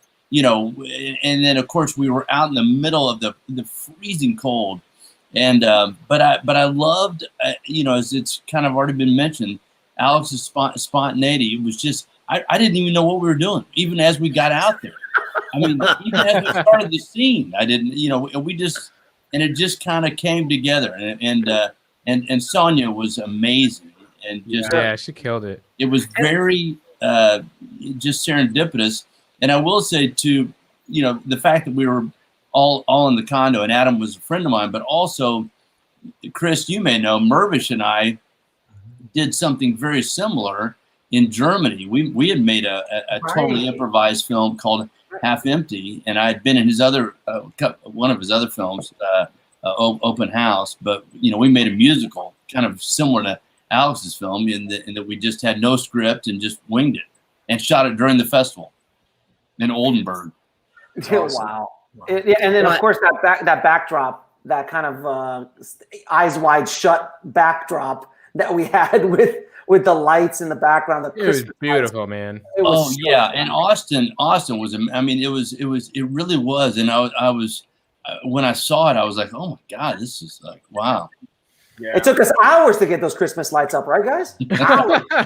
Hours to get that stuff up. Production designer was amazing. Oh my god, It's such a warm scene, Robbie. You're so great in that scene. Oh, It really is. You're so good in that. I mean, it really is. I mean, it's like that out of the blue, like sort of oh god, like one. It's a they reference it, but I mean, it's a Wonderful Life kind of thing. But you embrace that in such a way that it couldn't be better. It couldn't be better. It was. I was so blessed to have.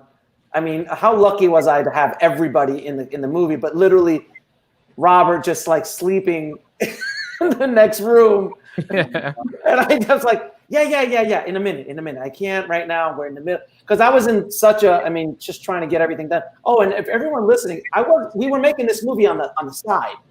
I was still doing interviews for the podcast. So this was not like the only thing we were doing. I told him, like, guys, we got to stop shooting. I got to go interview this producer for this show. And I think Alex is.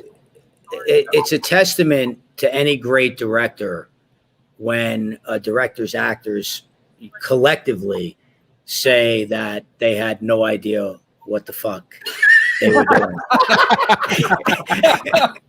If we can come to a theme of the evening, is that no one knew what they were doing, but somehow, magically in post-production, everything is fixed. Everything came together. Everything listening could be fixed. Everyone listening, all filmmakers listening, it could all be fixed in post. Yeah. It could all be fixed in post. Alex, I was thinking back to, I think this was even before we started the casting process. One of the first conversations we had, I remember I asked you, I was like, what is your goal with this film? And you said, I just want to leave something behind for filmmakers so that, they can watch this one day and say, hey, you know what? If you have a dream to make your film, like, just do it, right? And you may get no's, but you have to keep persevering. And I just thought to myself, like, you know what? To be a part of something like that, as someone who loves what they do and feels honored to be a part of this crazy business, I was like, that's so awesome. To like leave something behind that filmmakers can watch for God knows how long and be like, yeah, you know what? Freaking, I'm going to go shoot a film. Why not?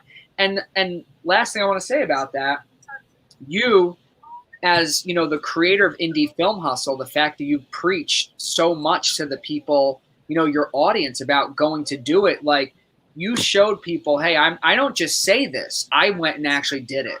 And like that, I thought was really awesome. I appreciate that. Yeah. I mean, I wanted to show everybody that it can just go be done.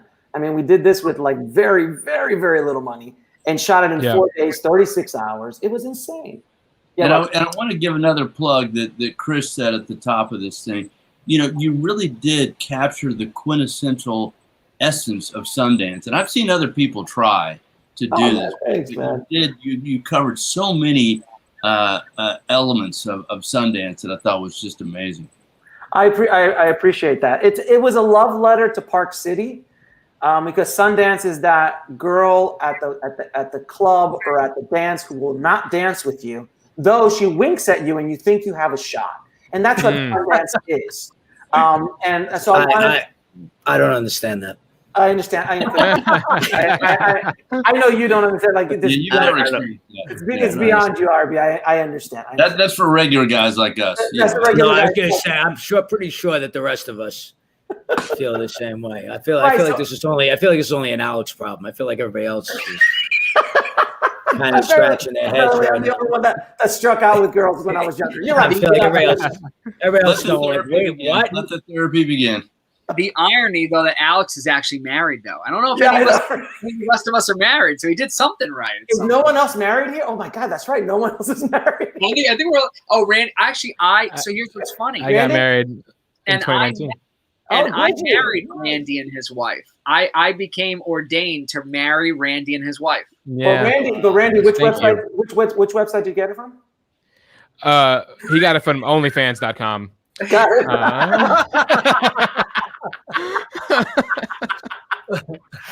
You're the big winner right there, man. That's it. You just And won the that's it. internet. Where are we? Where are you guys now? We're standing in front of Desire or Credits. Yeah, we're at the credits, right? So Yeah. I wanted to end the movie with a star wipe. I had to end the movie with a star wipe. And the every time bloopers. The bloopers yeah, are of great. course, the bloopers. Oh, the bloopers. That's right. This is anytime I do these kind of like credits at the end. I think all of my films have had these kind of credits in the end. It's my homage to Predator. I don't know why I love what like Predator did that with all the cast and everyone's like, I don't know why I've always loved doing that. Yeah. And then anytime I do a comedy, I'm like, you got to put bloopers. You've got to put bloopers. And there was very few because we really didn't break very often, and we really didn't screw up very often because we didn't have the time. So, but whatever little things we had, we used. And there's Straw, by the way. There's Straw. I wanted to put him in the movie. There's Straw. No, but the whole movie, guys, is a love letter to Park City and specifically to filmmakers, independent filmmakers, and to kind of show them how ridiculous we all are in our insanity to be in the business, but yet to give them some sort of hope, because you have to be a bit insane to do this. I mean, you have to. There's much better ways to make money in this world than what we do. Much, much better ways. But I wanted to just kind of poke fun and to kind of set up a mirror to all those independent filmmakers that we know and ourselves. Like when she's walking down the street in Sundance trying to figure out her life, that was me 2005. I literally walked that same path going, oh my God, what's going to happen? Am I in the right path? What am I doing here? I think everybody's had that come to Jesus moment in their career where you just go, is this worth it? Is the pain worth it? Should I keep going? And I just thought it was so ironic that it happened in Sundance when I had that. I had one of those many times. But yeah, and this is and I wanted to make sure I put the moment in where everyone just cracked on the star wipe. And Randy was like holding it, and he's like, "No, you broke first, Alex. You broke first." You know, one of the things, Alex, you said to me when you first were conceiving this too is, you know, we talked about the other side of it to tell people that it was possible and everything like that. But one of the initial things that you said to me at the beginning, I don't know if you remember this, was that you wanted to show how not to behave as well. Like you wanted to show how, you know, and I was saying this, you got knocked off again with the two cans of string. But we were talking about how you and I, on all of your all the podcast experiences I've had, thankfully to you, and all the stuff that I do, we talk about the idea of anyone that's been in this business for more than 5 minutes can identify somebody that hasn't been in the business for 5 minutes within 30 seconds. And, you know, it's that thing that you got to realize that, you know, this is for everybody who's just listening in the audience that might be involved in the business. And I'm sure that there are a ton of Alex listeners that are listening, is that really how you carry yourself is an important part of the lesson of this movie as well. And, you know, that everybody is looking to accomplish something and everybody has goals. And by the way, the person that you're pitching has people to answer to too. And, you know, at the end of the day, everybody's got a boss. And at the highest levels, when you sit there and go, yeah, well, not the CEO of the company. Guess what the CEO of the company has, or the CEO of the studio? They have the stockholders or the money. You know what I mean? So everybody's got a boss. So at the end of the day, it's like, you know, what's the value you bring? And I think that was one of the things that you told me earlier that you wanted to identify in this movie. And I think you did very well. Thank you, my friend. I appreciate that. And I tried because I wanted to kind of show a kind of a little bit of a roadmap on what not to do. Like you don't, I think you did that. You don't just go to the Downtown Film Festival and just talk to a producer and like, hey, if you're ever at Sundance, look me up and go, I've been invited to Sundance. And it's just a given that I've seen that happen. I think I might have done that at one point in my life or other early on in my career. It happens. Can I tell that little aside about when you and I spoke together? Yeah. So Alex and I speak together at a lot of conferences and a lot of, you know, festivals and stuff like that. And we were on stage one night, basically going over, you know, best practices and, you know, what to do and what not to do. And, you know, one of the things that we basically said for like, it was like a 2-hour thing of like don't just like, stick something like exactly what happens in the movie, stick a phone with your trailer in front of somebody's face and whatever. And we did this for 2 hours. And at the end of it, there was a line of people, as it happens when you get done, speaking, there's people, want to talk to you and everything. And Alex and I went to the front of the stage, and the first person that came up was like, I have this script that's like, and like, can I send it to you guys? And I looked at Alex, and we both were like, were you here from the beginning? And they were like, oh yeah, I was one of the first people in the room. I'm like, what were you listening to for the 2 hours? So it's like, again, at the end of the day, it's best practices and best behaviors. And it's like, you got to know, man, you got to know how it all operates at the end of the day. And, again, that's what you told me you wanted to do with this film. And I think you did it brilliantly. Thank you, man. I appreciate it. And can I say one thing in regards to the movie that they're trying to sell, which I went back and forth. I'm like, should I shoot a trailer? I'm like, I'll never make a trailer bad enough that will look like what I think it's in my head. So I'm like, you know what? Let's just do sound design. And that's exactly what I did. I just gave my sound design guy, I'm like, this is what I want. I want gears cranking. I want kissing. I want the most ridiculous over-the-top music. I want all of this kind of stuff. And for those, I don't know if you remember the pitch, which I knew the pitch, but I think we all came up with the title. I think all the actors, we all sat down in the condo and like, what do we name this? And we started throwing some stuff around. And I don't know why it's such a mental block for me. I can't remember the full title. I know Persephone is in it, yeah, but I don't know the whole title. And it was like the battle for Persephone, something, I can't remember it. Yeah, it was something. Yeah, it was the battle of something. I can't remember. It was very obnoxious. It was just so obnoxious because it's only said like once or twice in the entire movie. But the pitch is still my favorite pitch of all times. It's Shape of Water meets E.T. with a little Transformers drizzled on top. And what I really want is a French New Wave thing, but I really want to be in the Criterion Collection. And that was the whole thing. That's why I think, I don't know if you saw it, Chris. I know I sent it to everybody else at one point. Was a mocked up Criterion Collection Blu-ray with Ego and Desire on it. Yeah, yes, I've seen that.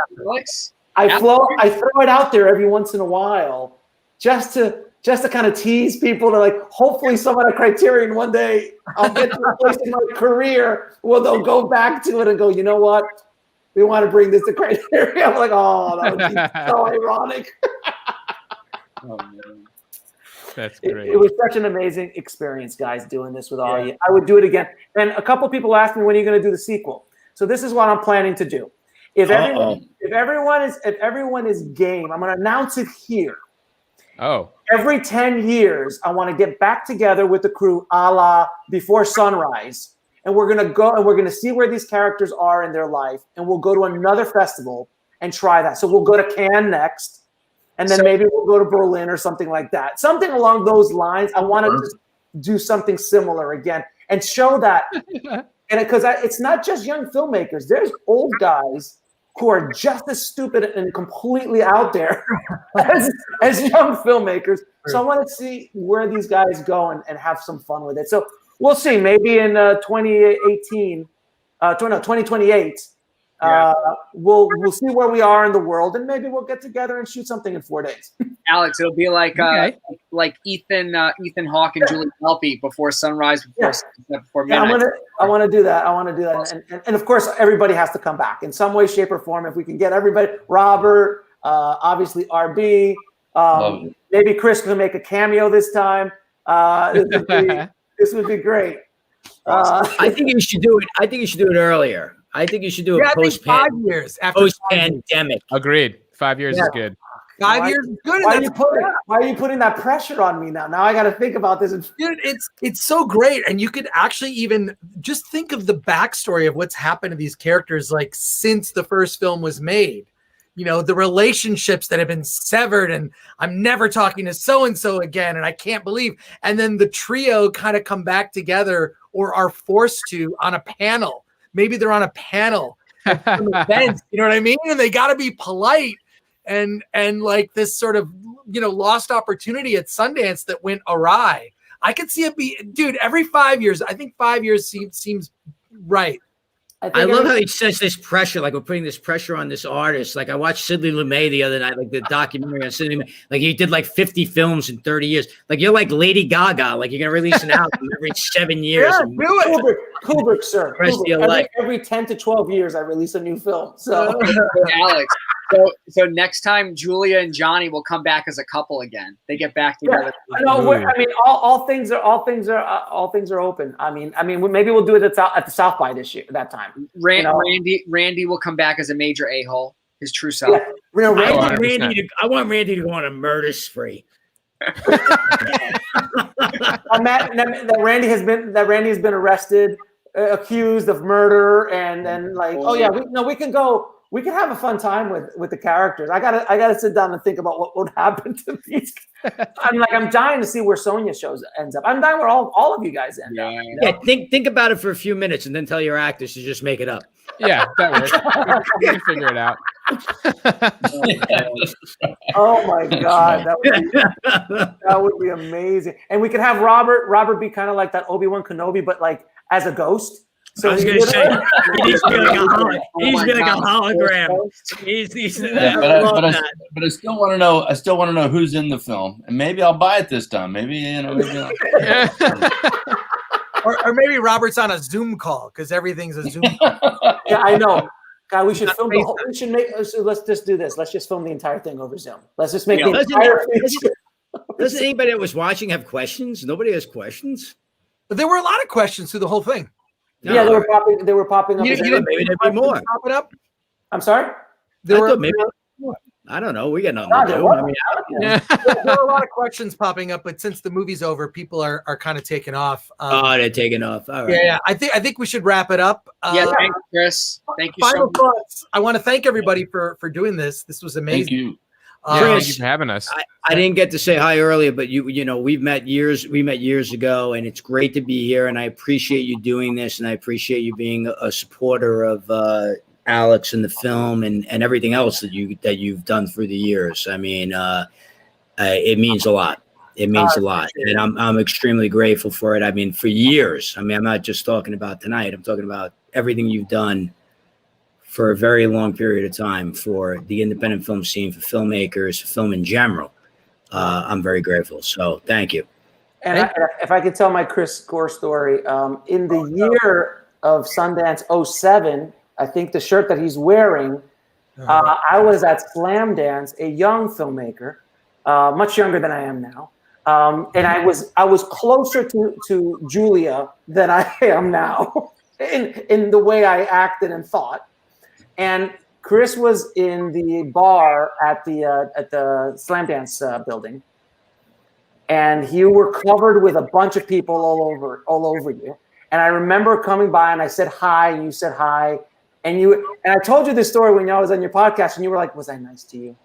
Was I nice to you?" I'm like, "Yes, you were. You were nice to me." But it was such a thrill to meet you because I was such a big fan of you from G4 and everything you've done over the years.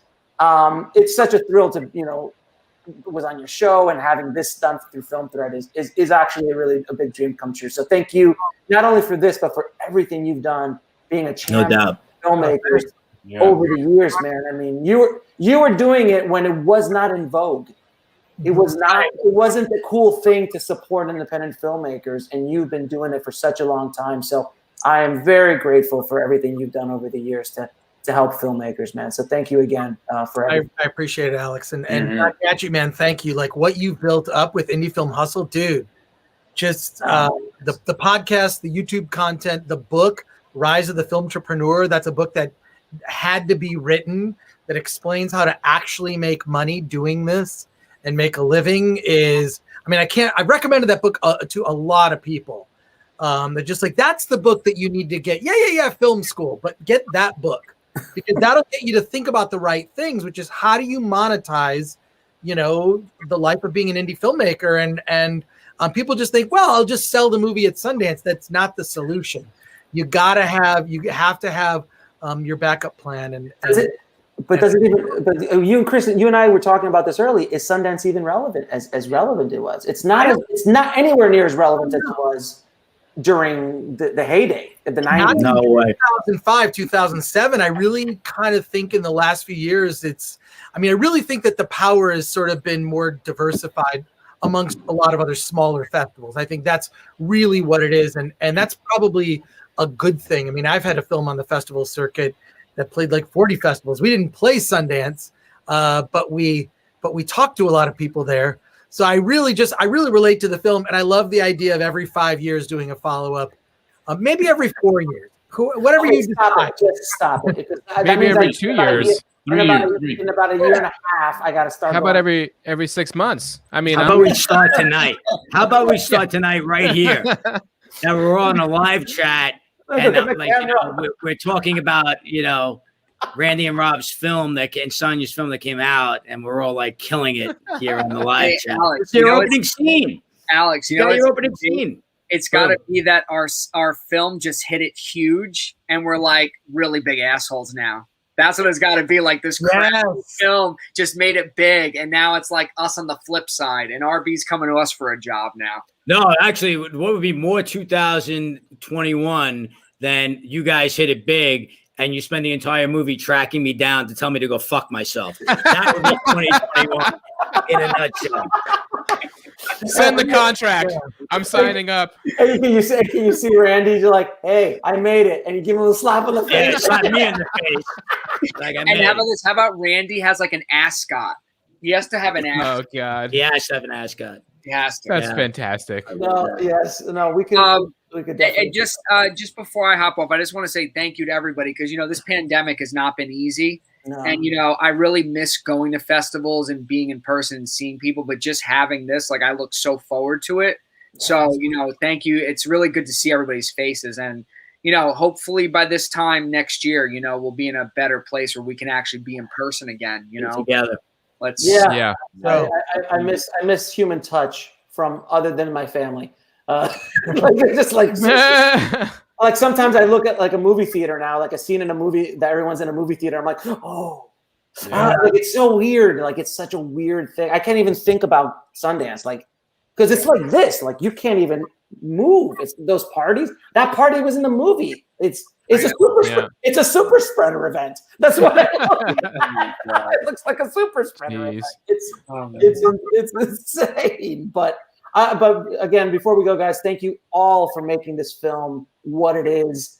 Obviously, I'm the genius behind it, but other than that, and I saved all of your performances post. Obviously, of course. No, but in all honesty, the movie is so much better for the people who are in it, and you guys helped me craft this thing and find the voice of these characters, and in RB's case, bust my balls left and right. While we were making it and after we made it. But I do appreciate everything. And for all of you going on the ride, because none of you knew if this was going to work, including me. None of us knew if this was going to be a movie at the end of this. And then you just, everyone just like, I believe in whatever craziness you're going to do. Let's just go down this road. And I know everybody who saw it, I know in RB, when RB came over and watched, I had a screening for him and Amanda. He was floored that we had a movie. Like he was just like, I can't. It's like a movie. It's like a real movie. Yep. I think you said something that's very eloquent in a lot of ways. Is that independent film? The beauty of independent film is trust. Yeah. What Sonja said earlier about the fact that she came out there on blind faith. She had never met you before. She had spoken with you, but she had never met you before. Rob and Randy talked about the fact that they didn't know Sonja, and they or maybe one of you did, but very little. I knew Sonja. Sonja is a friend of mine. Randy was a friend of mine. Right. We had never acted together. We had never done anything together. So Randy and Sonja had never connected or worked together. So we were really fresh in that sense in terms of working together. And there's blind faith in that. Yeah. And there's trust. And, like I said, when Alex called me, I was like, I don't even need to hear it. What do you want? There's trust, right? There's that thing. And I think that's the beauty of independent film. And that's, Chris, what you were at the forefront of for so long, and what you spoke about for so long, is that this is the power, right? everybody thinks about the studio system and they think about these $200 million movies, and they don't realize this is like 1%, if maybe less, of the content that's being produced on an annual basis, and the rest is being made by people like Alex and a million other directors and visionaries, and I'll use that word because I do believe in it. And that's the power. I think that's where the power comes from. And, I'm sure if Alex goes from this film and then directs like a Looper, he probably will sell himself out to go do the multi-million-dollar thing. But right now, he's just an honest fucking filmmaker full of love. But that's the thing. I mean, the power in independent film, just to put a bow on this, the power in independent film is in the trust in the visionary and in the content. And I think that is the purest form of cinema that we have today. And it is in TV right now, of course. There's obviously that it's in narrative TV. But in independent films like this is where the power lies. So I would say to you, if you're watching this film tonight and you enjoyed yourself and you had a great time, share it, tell other people about it. Let people know that there is this great fucking thing that they can watch on Amazon Prime, in between ordering their groceries and, their iBomb. And, from Amazon Prime, they could watch this thing. And it was made by people that really gave a shit about cinema. And welcome to independent filmmaking. Yeah. Hey. And last thing, if Kevin Feige, you're watching, just call me. I'm available. I'm completely available for the next Avengers. So well, thank you everybody for doing this. This was a pleasure. I'm a big fan of this movie. I've watched it multiple times. Just for fun to have it on to remind me of that Sundance experience. And just thank you, everyone. I can't wait for another watch party when the sequel comes out. The sequel. In 2 short years. Yeah. 2 years. Before we go, we got to get the promise from Alex. We're going to do a sequel, yes? Because if Alex... I want to do a sequel. I would love to do it like at South by or something like that. I need or a Cannes or something like that. I think I was going to say, why don't we go a little further? Why don't we go to Cannes? Why don't we go? I've never been to Cannes, so it's going to be really adventurous. I would definitely need you, RB, to guide me through it because I can help too. I can help too. I've been a few times. I'll go.